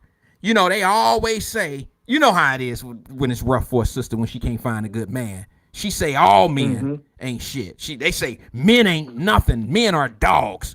But they've never really dated outside their race. So, you know what I'm saying? Like, they can't say all men. They can just say the men that they choose. And they continuously go back too. But I don't understand what Venus and Serena, I just can't wrap my head around it, other than the fact that you could just say pure love and all that stuff. But I don't understand how they got to a point where, is it because of their surroundings, bro? Help me with that, Fame. I don't get it. Why are they doing it? You're about to get into it. Their surrounding. Okay. That sport and its entrapping and everything that goes with it, became a part of their identities early. I mean, pre-adolescent. They go to the tennis court and there's nothing but white girls there. Like the trailer said, this sport's for people with, unlimited income or whatever he said, blah, blah, blah. You're dealing with a different type of person going into that sport. Same thing with baseball. I umpire it. Like, it's a different, trust me, the RBI player and the Midland player, those are two different players. Sure are, bro. Come from two different blacks. And you know what, Fang? Two different backgrounds. We used to kick them Midland boys in the ass. We was from down the way. We didn't have uniforms that could match those guys. Matter of fact, they hated playing us because we would beat them. And then when we got to the games, we didn't have good looking uniforms. And sometimes we had to borrow one of their gloves. You know what I'm saying? We was fucked up like that. Right. But we would beat their ass and they hated it. And I give them their kudos. The parents would always say, let them borrow your glove. You know what I mean? Right. They would always say that. Right. I have to give it to the white parent on that if I could say anything. Okay, they would say, little Johnny, let him borrow your glove. But there were some parents that wasn't on it. You know what I mean? I ain't gonna say all of them was okay with it, but I'm just telling you. And we would beat their ass with these funny uniforms on, and it didn't take. We practice on concrete sometime because when the field got wet, you had to wait 3 or 4 days. I was coached by Coach Craig down the way. Dante Craig and them father. And when the field got wet, we couldn't practice for a few days because you had to wait for the field to get drugged by the city and all that old stuff. So we would go to the concrete and practice. I'm sure the white teams in Midland and all that, they had ground crews and all that shit, bro. They practiced 7 days a week. You know what I mean? It's just like this in tennis. You know what I'm saying? They had glass. When you see the movie, you'll see that these girls didn't have nothing like what the competition had. And for them to turn on their dad, I'm going to let you finish that because, bro, because I've heard your conversations on how you feel about them girls and what they did to their daddy. So go ahead, bro. You tell us. Oh, yeah. I believe they were, I thought they were totally ingrates, total ingrates, both of them, for doing that to him. But yeah, I just think they just wanted to be accepted within the larger society of tennis, and you know, it's a hotty toddy society up there. I mean, you know, the girls wear those cute dresses, those tennis dresses that they wear. You know, Serena came changing the game. Yeah. You know what I'm saying? Wearing bodysuits and whatnot, and was, you know, but to that audience, she's coming off as fat, but the urban audience is loving it. Yeah. You see what I'm saying? So, you know, she wanted. I think a lot of it was Serena because she was the more dominant player, At and the it was beginning. clear Yeah. that you know, her rivalry with the Russian girl. You know, tall, slim, you know, typical European beauty. Sharapova, that's her name. Yeah. It was clear that rivalry was affecting her. Yeah. You know, mentally, and like I said, to the point of the husband she's got. Yeah. Well, You know what I'm saying? So yeah, I mean, it was more of them just wanting to assimilate higher into the higher echelon of the tennis world, and they probably felt that they nigga acting daddy. He was just too ghetto, too loud, too obnoxious, too uneducated. I don't care, bro. I mean, you hear him talking, he sounds like damn Ben Crump. So, I mean, you know, I'm like, for me personally, if that's what got me where I'm at, I'm rolling with it. That's just me. If that's the same ignorant whatever blah blah blah that got me in the door and got me in the position I'm in, I could never phase that out. I mean, that's what got me the opportunity. I said the same thing. Like, you know, you could be like your damn half sister and get shot in a drive-by. Yeah, I mean, you know, what I'm saying? heaven If forbid. it was for his leadership. You know, you girls own him, and I guess you know but that's how society reflects on black men. Well, no matter what we do, but hold on, bare Fame. minimum and not enough. I can't let this opportunity go without having you on here and me say this, right? Can you do you know how much flack brothers get for being in this same position and they get white girls? Like when you look at somebody like a LeBron James, who I know has been with his high school sweet, he's just one in a million who go with his, you know, sister, go with his, you know, a sister from high school and high school sweethearts. But look at all the brothers that get a bad name when they do exactly what the Williams girls did. They make it, okay? They make it. They become millionaires. They live in a certain type of lifestyle, and they marry. You know, they marry white dudes. They date white guys. I don't hear, you know, you can get that out of a lot of people. Everybody love Whoopi Goldberg ass because she the she the typical looking black girl, black sister that talk well and all. But y'all know she date white men. Whoopi Goldberg was with Ted Danson and all them other white dudes, bro. Don't, you know what I mean? So did Diana Ross, so did Aretha Franklin. That's what I'm saying, You know bro. what I'm saying? But nobody say that about them. But when a brother get one, when he get what they want to call snow bunny and all that old shit, there's a problem. All the brothers leave the hood and now they want to date. Oh, come on, man. Sisters do that shit too. Sisters do the same shit.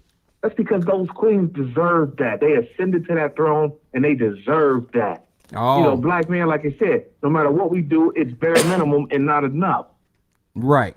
Yeah, you well, know what I'm saying? So, you know, like, I mean, there's a whole damn show dedicated to black women who were never wives, just slept with basketball players.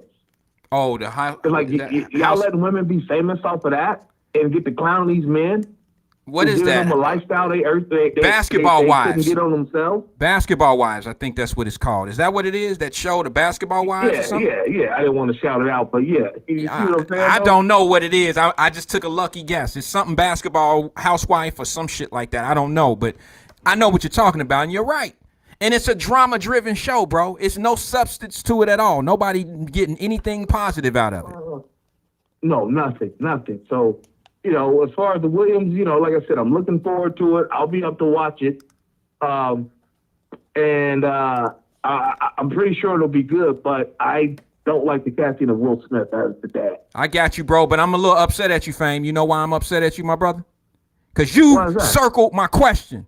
You bigger and better than that, Fame. You never answered the question of why these sisters have white dudes, or not why they got them, but how were they able to go to that when they daddy and they had all these obstacles. Do you know Venus? I watched a match with Venus herself sit there and challenge the chair, challenge the people, and she said it in there. This is not right. You only doing this to me because I'm black. I watched that, Matt, bro. My wife cried. These balls down your throat. My wife cried watching that match, bro. You understand what I'm saying? We watched that match together. And she actually had tears in her eyes because they were cheating that girl, bro. And Venus went through the same thing, but Serena had it worse. I'm saying, remember when they used to come out there and have the beads in their hair? Remember when they had the beads in their hair, bro? I got a picture up right now of them at younger age. They would come out to the tennis match with beads in their hair, and people would laugh and shit. And I thought it was dope. I thought it was like some shit. See, they wasn't doing beads right then and there during that era, but that's from my era when I was younger. Like, girls wore beads in their hair, and I thought it was dope. And people was laughing at that shit, bro. I thought it was horrible that they was laughing. But these young girls then went through every obstacle that they could possibly go through in the tennis game, from being told they ain't supposed to be there in their face to everything, bro. And it puzzles me, you know, how it turned out. Now, I love it. I love the success, but you know, where there's success, there's a whole lot of pain. So I can't wait to watch this because, Fame, I'm going to say this to you. First person ever I'm going to say this to on the air. I'm watching this because I know it's going to be successful, and I know I'm going to love the story, okay? And I want to know the success of it. But I'm going to watch this movie and get something different out of it than most people. I'm going to say, oh, I already knew the racism existed. I already knew the obstacles existed. What I'm going to love watching is how they overcome all of that. That's going to be what I like to see. I can't wait to see the victory of all of the shit they had to go through to get to the finish line. And a lot of people are going to get out of this, Fame. A lot of people are going to get out of this, and it's going to put a battery in their back, and they're going to stay upset and mad. And they're going to come out of this saying, see, this shit ain't right. See how they do us and blah, blah, blah. They're not. That's going to be the main focus. That's what they're going to concentrate on instead of saying, yeah, shit ain't right. But look at how we beat their ass and did. See, it took a kid like me to grow up downtown, play baseball, go play Midland, beat their ass with their nice equipment, they nice uniforms, overcome the fact the umpire was calling strikes out of the strike zone. All that shit came with that, bro. You understand what I'm saying? And we had a coach like Coach Craig that would tell us shit like, bro, they gonna cheat us. He was real. They gonna cheat us. So you smack the ball. Anything close, knock that shit out the park. And we had to overcome the obstacles. But not one time did he say, look, let's not even play the fucking game. Because if we play the game, you know they're going to cheat us. We don't stand a chance to win if we never play. And that's what I need us to do, Fame. A lot of people call me a coon. A lot of people call me whatever they want to call me, Fame. But one thing I'm a rich coon. I don't give a fuck what they say. I'm not rich financially. I'm talking about rich in the mind. You understand what I'm saying? I'm rich like that. I'm rich looking past the fact that, you know, hey, bro, you're not going to hold me down. You're not going to keep me captured into this peace of mind of thinking certain ways, bro. It's not going to happen. We always going to win. But we can't win if we already think they got us beat. It ain't going to happen. Right. Go ahead, Frank. And to answer your question, the tennis society helped them cover up the fact that they were distancing themselves from their father. You know, the tennis media, the writers and whatnot, you know, they were protective of these girls, and they were complicit in it. Like, they were totally brainwashed, like that Dr. Umar clip that's going around. You know, what do you say? It only takes a small amount of white brainwashing to activate the coon chip. Oh, okay, I heard that. That's what happened with them too. That's what happened with them too. You know, the tennis media. I mean, what's her name? Carrie Champion's from that tennis media. Okay. You know who that is, right? Yeah. From ESPN, and who does she date? A white guy. Wait a minute. The girl that came up with all that. Oh, no. Okay, Champion. You talking about the one, she was the news media person for ESPN. She was the anchor. Didn't she do the NBA for a while? She did, yeah. She's basically the older version of the girl who just left, went to NBC. Tall and slim, just like her. Yeah, I know who you're talking about. I can't think of her name, but I know who you're talking about. Yeah, you know, fake woke chaos agent type. I can't think of her name, though. Yeah, make all that noise. Don't bug me for a minute. But yeah, so the media was complicit in helping them cover that up. You know, that they were doing that to their dad, and somehow it just kind of leaked out. Right. So it's a layered issue with them girls, and it's more mental health that I think that they need more than anything. Yeah. As far as a relationship with their dad. So, Yeah. but that's all I got, bro. I appreciate your time, and if I don't talk to you tomorrow, I'll talk to you Saturday. We gonna get it in 2:00 Saturday, man. We gonna get it in. Y'all check out Fame's betting show. Yes, sir. We gonna put it out there. Terrence Crawford versus Sean Porter. Fame and I gonna bring it. We gonna talk about it. I can't wait. You know I'm a boxing head. I'm a boxing head when it come down to that. You know, when it comes to that, I love talking boxing. So some of the sisters have something to say. Let me go back in because I know Jenny from the block, Sabrina, they saying some things. Angela Kinney, let me see where I can start out. Angela Kinney said the L hits a little harder getting beat by some kid using your equipment. Yes, it does.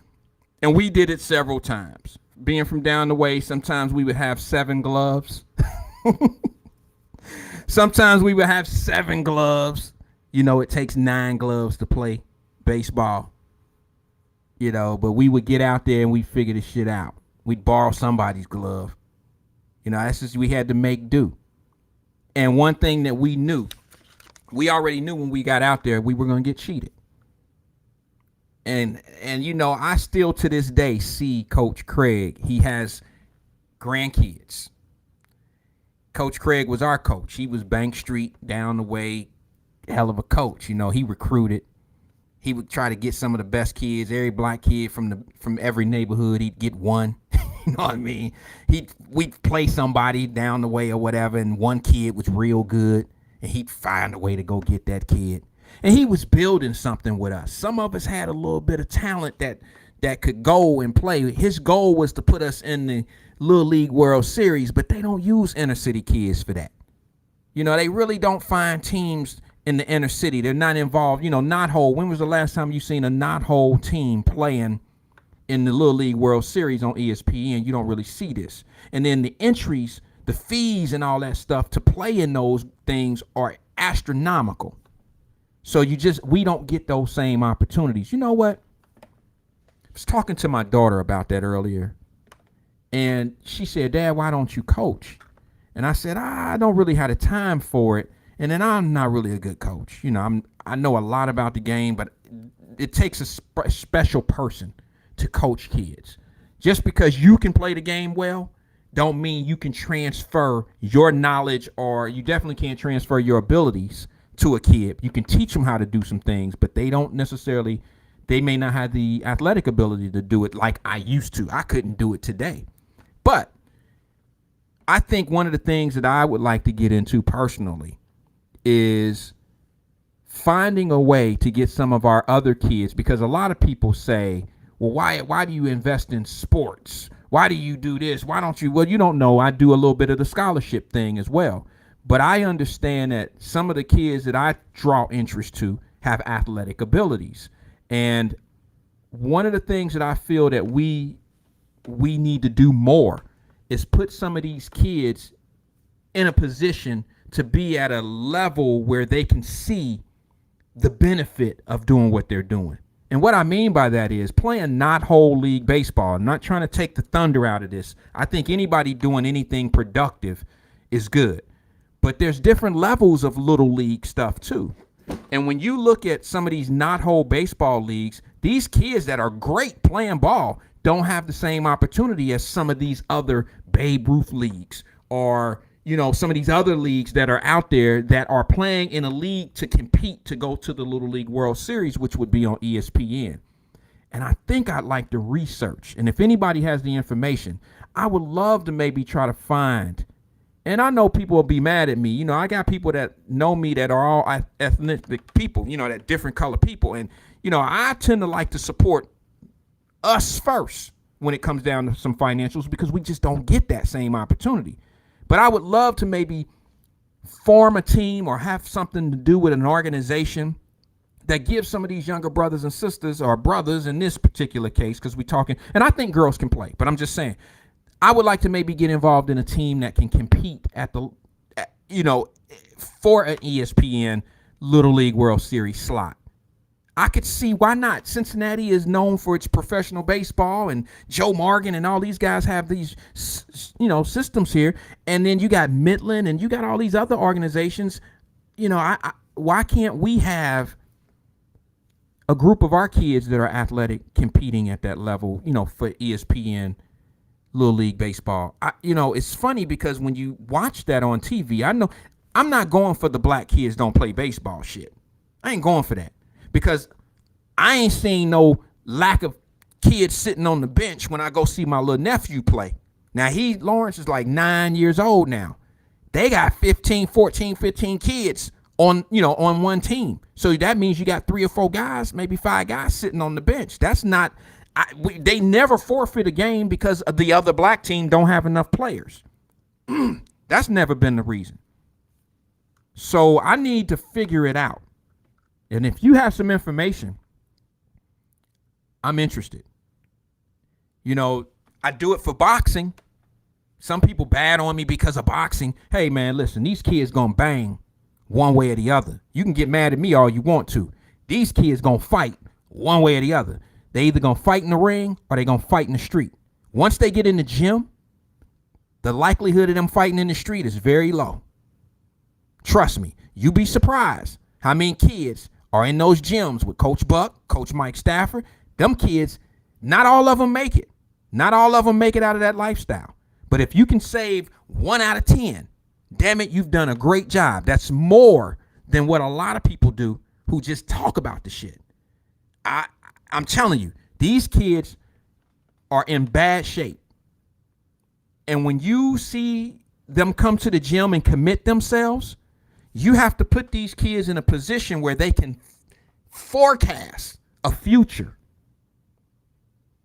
You just get them in the gym working out and running laps and running miles and all this old shit. Take them to a local show and they win a trophy and that's it. That's it. You do that 3 or 4 times, they feel good about themselves. But by the 10th time, they're trying to figure this shit out. Like, well, what do I got? Plenty of trophies. Damn. I mean, what's next? I'm getting bored with this shit. People want me to get some money or something. What's next? Well, you have to be able to show them things. Like, listen, Rasheed Warren out of Cincinnati, Ohio was an Olympian 3 times. I ain't even going to talk about the 3 times. Just once is enough. But this dude went 3 times. Duke Reagan goes to the 2020 Olympics. These are kids that fought and could forecast a future because they were in a program that allowed them to see the reward. And I'm asking you, I'm wondering if these kids that play Little League Baseball, Little League Football, are they truly in leagues where they can see football a little bit different? You got kids that just left Taft High School. You got kids like the Roger kid. These kids are getting scholarships to go play football. How many scholarships are being handed out for baseball at our CPS schools? I don't know it. I mean, I don't hear about them. Baseball is a silent sport. But I certainly would love to. I'm interested in maybe getting a program started or being part of a program that wants to go in that type of direction with the little with little brothers and sisters that can compete at the ESPN Little League Baseball series. I would love to but I would like to participate. When you say invest, people get your phone and be we need. I don't do that. It ain't that. All right. But I would get involved in some ways, some shape or form or fashion. I would love to get involved in that because I need these children, just like in boxing, they can forecast a future in it. It's better to want to be a world champion at something than it is to be a kingpin on the street. And if these kids have something to believe in, you can keep them focused. And I know a lot of people be wondering, like, well, why do you get involved? Well, when I boxed, I had some people that said, well, I think you at the point now, bro, where you don't really need to be doing this anymore. I didn't want to get hit. I understood that I was quick and fast, but no matter how quick and fast you are, in order to be good at this, you have to be able to sustain some shots. And I just wasn't. It was too much other shit I had going on that I wanted to do. And I couldn't go to the dance with a busted up eye. You know, I couldn't go to the school party with a busted up eye and shit like that. So I just didn't involve myself anymore. I just stuck with what I did the best, and that was sports, baseball, football, basketball. But I'm just going to be honest. At least the kids in the city can forecast. They can forecast a future in something like boxing. And that's why I pretty much try to stick with that. Regardless if you like what I'm doing or not, I love it. And these kids appreciate it. And I'm going to give a shout out.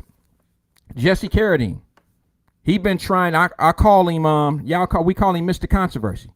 Well, he talk a lot of shit, but he's soft. He a Mr. Softy. He a ice cream truck. He a Mr. Softy for the kids.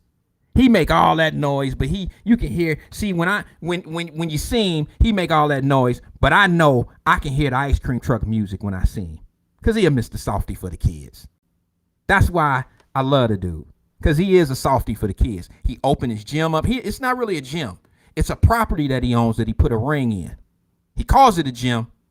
He needs his own big gym. He would do a great job having a gym. But what he has right now is working for what he's doing.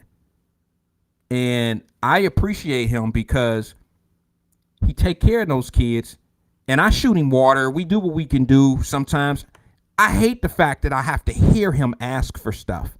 And it reminds me like, oh, damn, I can take some cases of water down there. I hate that he has to ask. Not me personally, but out loud. I hate that. But he does at times. And I shoot him what he needs, water, whatever. But he doesn't have the participation of all the parents. His gym turns out to be like a babysitting spot for some of the kids. Parents drop their asses off and then go off somewhere and then come back when practice is over or whatever. But there's a lot of people out here like Jesse who could be doing other things with their time.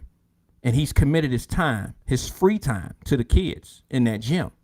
Go ask him why he do it. Stop asking me why I invest in kids. Talking about I got them out here fighting.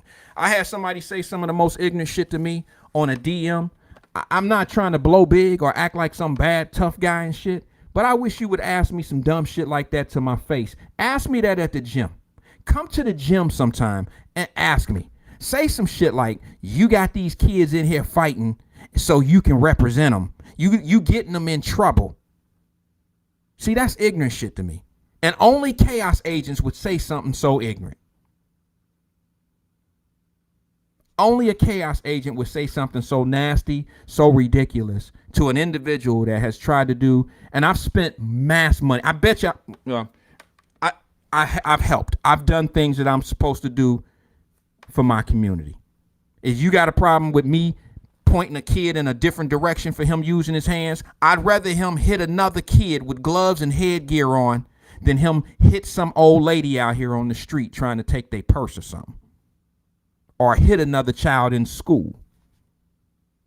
I'd hate to see that. I bet you don't say that about the white kids that's taking karate or MMA out in the suburbs. I bet you don't feel that way about them. So y'all get up off these kids that's boxing. When was the last time you heard of a kid out here who's in the gym boxing, out here beating up and bullying y'all kids? That's not what they do. It's a skill, it's a craft, and it's a discipline. So lighten up. Lighten up. Anybody that'll say something like that, I can't really respect it, but you're entitled to your opinion. You really are. What time is it? Oh my goodness, I went over. I started a little bit late, so I guess going over is not that bad. Let me read a couple comments, then we'll get out of here. Sabrina was replying to someone. She said, replying to Brenda early, when men get intimidated by your position and fame, you date who isn't intimidated. You date who isn't intimidated. I'm sorry, sis. Don't have my glasses on. I get it, though. She says, when men are intimidated with your position and fame, you date who isn't intimidated. Well, you know what? Let me just say this. Serena, She dated Common. He's a rapper. I believe she dated Common. He's a black man. He's a rapper. So, you know, she did do that. She said, oh, okay, Brenda Harris says, I love to see Common and Serena together, but now Tiffany Haddish has his heart. Oh, is that right? Is that right? I didn't know that. You know, I don't really keep up with the celeb biz like that. You know, what they call it, the inquiring minds want to know. I don't really do that. Not any, you know, it's not up in my well to know who's dating who and all that. I know some of y'all chaos agents know everybody's business. Y'all know everybody's business. You know what I mean? Sabrina says, I believe Hamilton, Ohio had a team in the Little League World Series a couple years ago. Yeah, they did. They did. And they were really good. But they were all white dudes. All white kids. Not that there's a problem with that. Because it is really an economic thing.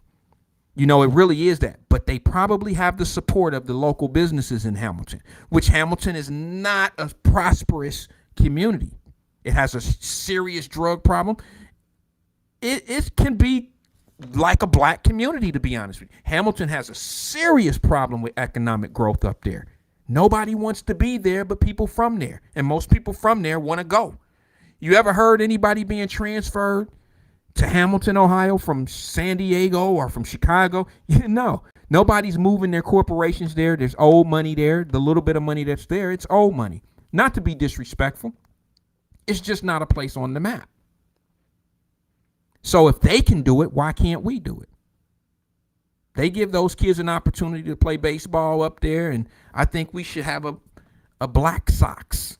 Oh, I would love to see Cincinnati Black Sox. Who with me? Cincinnati Black Sox. I like that. I like that. Ooh, I like that. I like that. That has a nice ring to it. And we go. It'd probably be a 3-year plan. We put that team together, our little youngsters. We give them a 3-year run. Probably take a couple years to get them to know and understand. By that 3rd year, everybody will be aligned to go up to Indianapolis, because that's where they usually do those Little League World Series. And we'll bring back a championship. An ESPN Little League World Series championship. Little League Cincinnati Black Sox. And that can be your grandbaby out there. Your grandson. Your son. Your little nephew. That's awesome. I think shit out like that. I think we need to put that in motion, fam. I think that'd be pretty good. Let's see here. Brenda Harris says this, and we're going to get close to getting out here. Brenda Harris says, no, I don't keep up with any dating. Who is dating who? It was in the paper. I could care less, really. I hear you. I know. I was just playing. I'm just playing shit. I did know. I don't even keep up with it, but I knew that Common and Serena Williams, or Venus, was it Serena? Yeah, Serena. I knew that, and I don't know nothing about none of them. So, yeah, you're right. I read it in the paper, too, sis. I wasn't trying to be funny. I was just messing with you.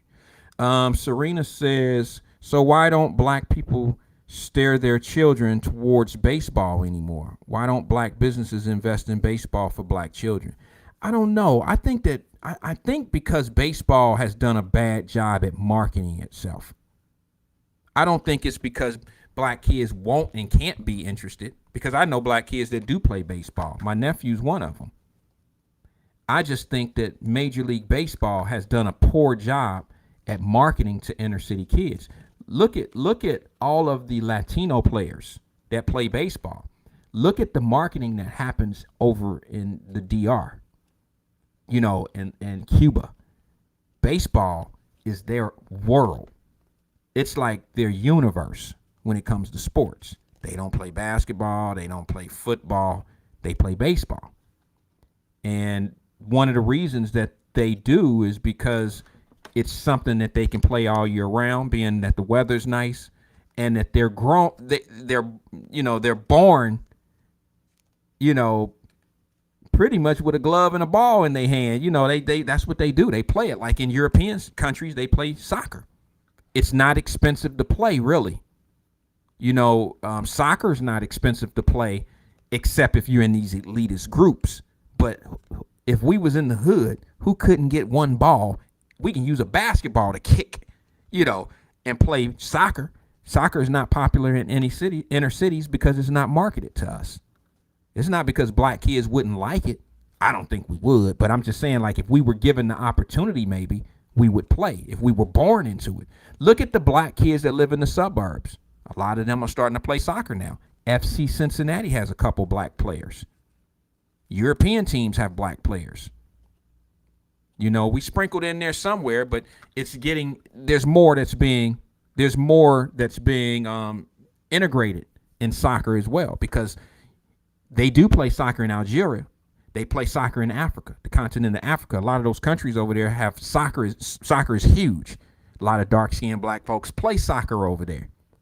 And those that can get to that elite level end up become professional in Major League Soccer and some of these other. There's so many different ways to make money in Major League Soccer. It's not just MLB. They have world teams, state teams. Like NFL only has state teams, city-driven teams. Sheezel, bro, you can go on soccer and play soccer for many teams. You can play on 2 different teams, 3 different teams, not just a world team, not just a city team. You could play, for your country and get paid. It's just so much to do there.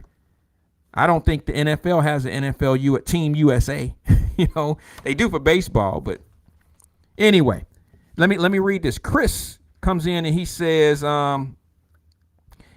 I think baseball is not as popular in high school. Most as many fans and money support. I agree. Fame says, Wyatt-Live. Oh, Wyatt-Live umpired your nephew, but the answer to the baseball question, I will call in, answer tomorrow. Okay, cool. Appreciate it. Yeah, I got a little nephew that's playing baseball. He's real good at it. And he is supposedly looking at what school he's going to go to play baseball. Like, I mean, he's young. He's a young kid, like 9, 10 years old. And he's looking to go into high school in the next couple, 2-3 years. And he's looking at the upshalot high schools in the area, one being LaSalle, one being Moeller, and one being St. X. My little nephew happens to be about my color. Maybe a little, about my color, a little orange. And he a baller, y'all. Little center fielder. I've been trying to get him to bat both ways. Switch hitter is what it's called in baseball.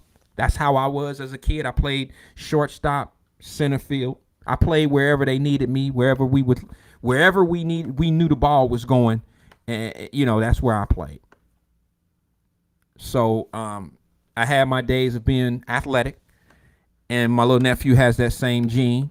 Thanks to his daddy and them, not me. We're too far apart. He's from my wife's side, but he has those genes. Little fast kid, a deer going down the damn line. Steal some bases. So one of these schools here in the area is going to do real good getting this kid.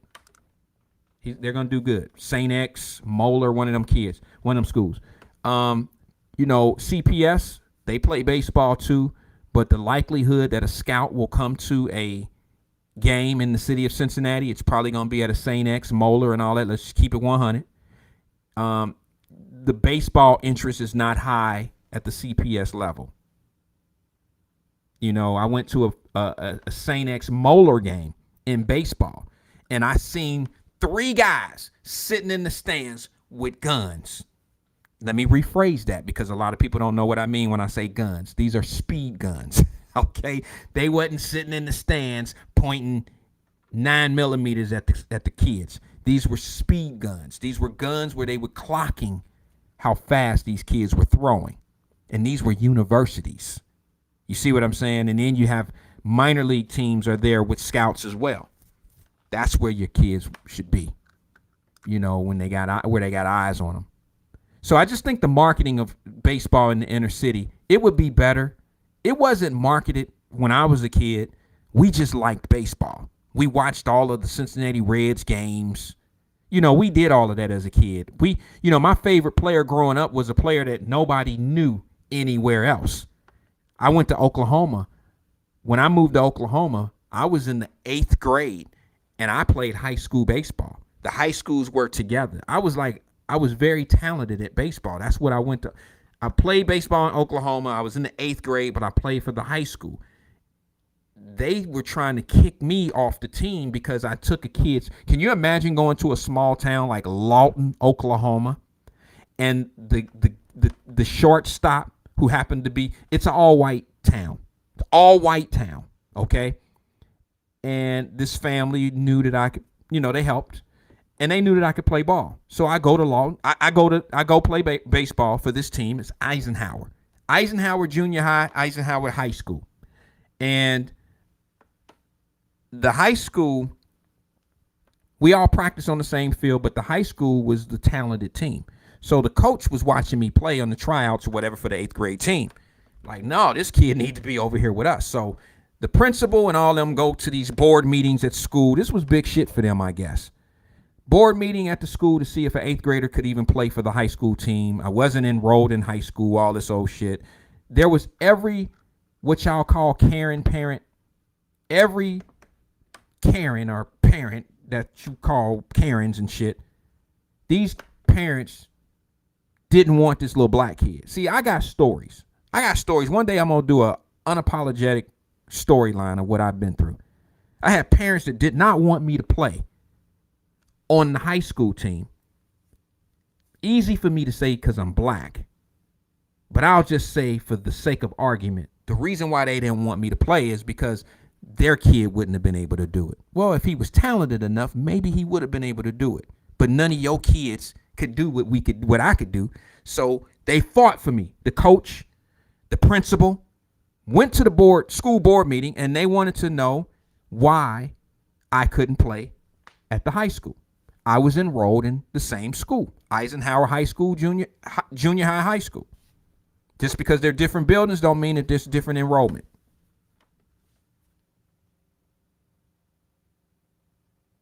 Well, I'm sorry about that. Checking my message.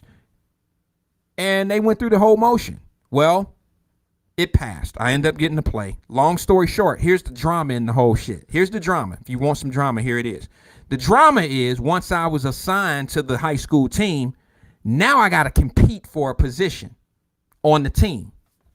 That wasn't hard for me. I've been competing against very good athletes my whole life. Donald Broach, Alan Dunn, niggas in my hood.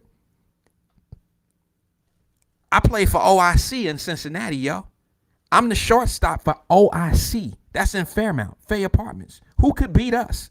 If you think you was fly and y'all could beat us, I don't care if you're from Bond Hill or whatever. Nobody was messing with us. I was the shortstop / pitcher, center fielder for OIC. Look it up.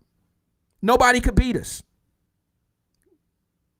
Now, how I'm going to go to Oklahoma and get outplayed by anybody on those teams. Now, just for the record, let me explain to you, this team that I played for was Eisenhower Vikings is what we were called. We were the Vikings.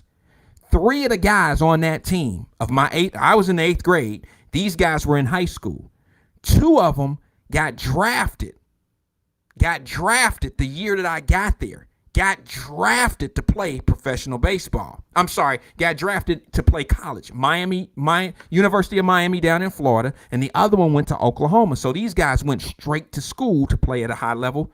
Now, once I got on the team and 1 year went by, listen, 2 of the guys that were on my team ended up in the major leagues.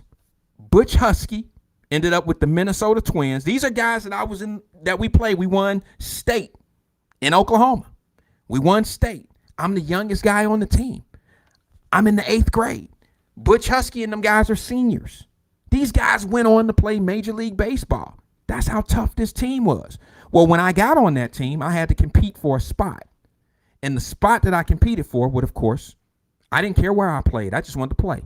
Well, coach said, you're going to play right here in the shortstop spot. So we went head to head that day for that one position, head to head. Now, I didn't know that I was competing for it.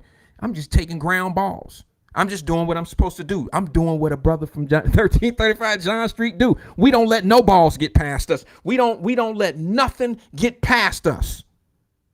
Coach Craig always said, don't nothing get past us. And if the ball get past you, you better chase it down. Ain't nobody got your back. You chase the ball down if it get past you.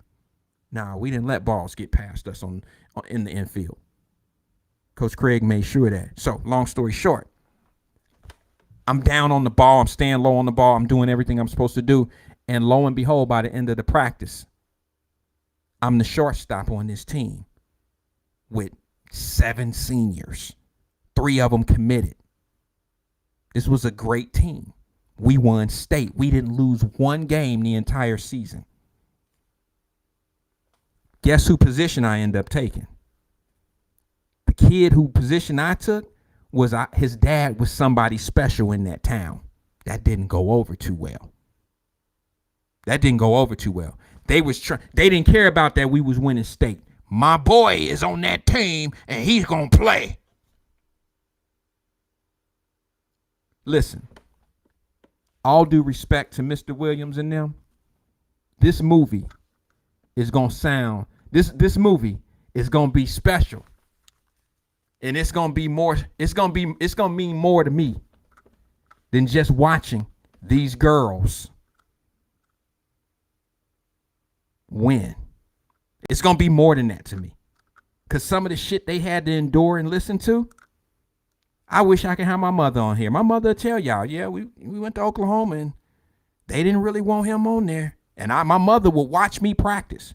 And the practices were different. The practices were different than down the way. I was learning different shit playing for this organization. And here's the thing. Remember I mentioned to Fame, I said, Fame, we didn't have uniforms and we was beating these teams out in Midland and all that. We was beating them guys that in Golf Manor. We was beating them white teams and all this and all that and blah, blah, blah. Well, guess what? We didn't have uniforms and nothing, right? When I get to Oklahoma to play, I didn't have a glove. I didn't have cleats or nothing. Check this out. Once I made that team, I went in the locker room. I'm an 8th grader. I go in the locker room and I'm like, okay, this shit look good. You know, locker room, painted lockers, numbers on the locker. And the coach, one of the assistant coaches come to me and he said, hey, Wyatt, this is your locker right here. I'm like, okay, coach. I opened the locker and I be damn. It had everything in it. It had shoes. It had a uniform. It had practice gear. It had a jacket, a team jacket. It had hat, 3 or 4 hats in it. I'm like, what is this? It had everything. Now, the shoes didn't fit, but the shoes were in there, okay? But I ended up getting some shoes from them. The whole 9. And I'm like, this is how they do shit? This is privilege. This is privilege. And once again, for my sister Tiffany Daniels, who got away with that ticket the other day, who exercised her black privilege, who is now the ambassador of my new brand called Black Privilege. Look for that coming soon. I got a brand coming out called Black Privilege. I'm going to be rocking the t-shirts. Yeah. See, my Black Privilege has a little bit more to it. There's an ingredients to it. You have to have been through some shit before. I'm going to show y'all that black privilege exists. I promise you it does. Black privilege exists. And I am going to make sure that everybody understands what black privilege is. Rico Williams, my brother with the construction company, that's black privilege. He earned it. Privilege comes in hard work. Maybe not for everyone, but for those that put the work in, privileges will follow. Yo, that's my time. This is Wyatt. I'll see you guys on the next go round. I hope to see you tomorrow. I don't know, bro. If I stay up late, I don't know. But hey, check it out tonight. Tomorrow. No, it comes out tomorrow. But I'm going to see if it come out at midnight. If it come out at midnight, I'm on it. I'm going to watch the whole thing. I'm going to try. I'm going to sleep. I'm going to watch it with one eye open and sleep on the other side. I'm going to put that work in tonight if I can. If not, I'm watching it first thing in the morning. I'm not even going to go in the office. No, that's my time, man. Peace and love to everybody, man. Do something nice for somebody. If not today, maybe tomorrow. Peace. You and I, till the day we die. Yeah, ex-girlfriend, how you been? I see you still trying to fuck with other women, man. Remember when I first met you in my cousin's house? A week later, we was fucking on your mama's couch. Now it's been said that big girls, they don't cry, but they damn sure lie. Look you in the eye, saying you they own me. You and I, till the day we die, said you never leave me lonely. Fly tenderoni, but you phony. Should've listened when my mama told me. Soon as I turn my back, you try to fuck my homies. That was then, this is now, I got a new friend. Ever since I cut them loose ends, you wanna bone me. Add strength to my life. Pussy that'll make me think twice about leaving, the wife even. Picture that, you ain't want me when you had me. Now you on your third baby daddy. And you hate to see your nigga happy. So you're trying mad ways to trap me. Looking at my girl nasty, trying to throw the pussy at me. Look at this bitch over here trying to act like me. Fuck that bitch. She don't like leftovers. You and I, till the day we die. You and I, till the day we die. You and I, till the day we die.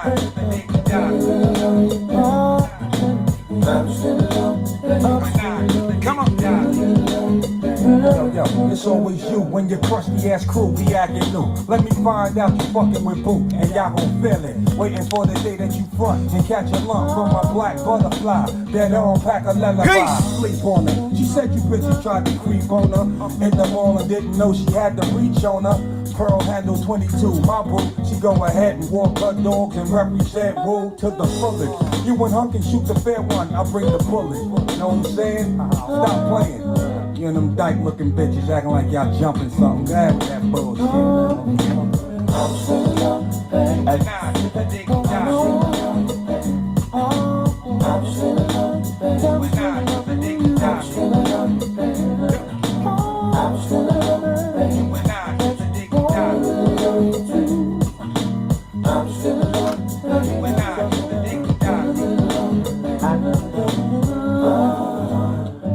Got tired of the games, the lies, the feeble alibis. Now you fucking with the next guy. A thug nigga, derelict, be acting bug nigga. Show this nigga bad love, but get no love, nigga.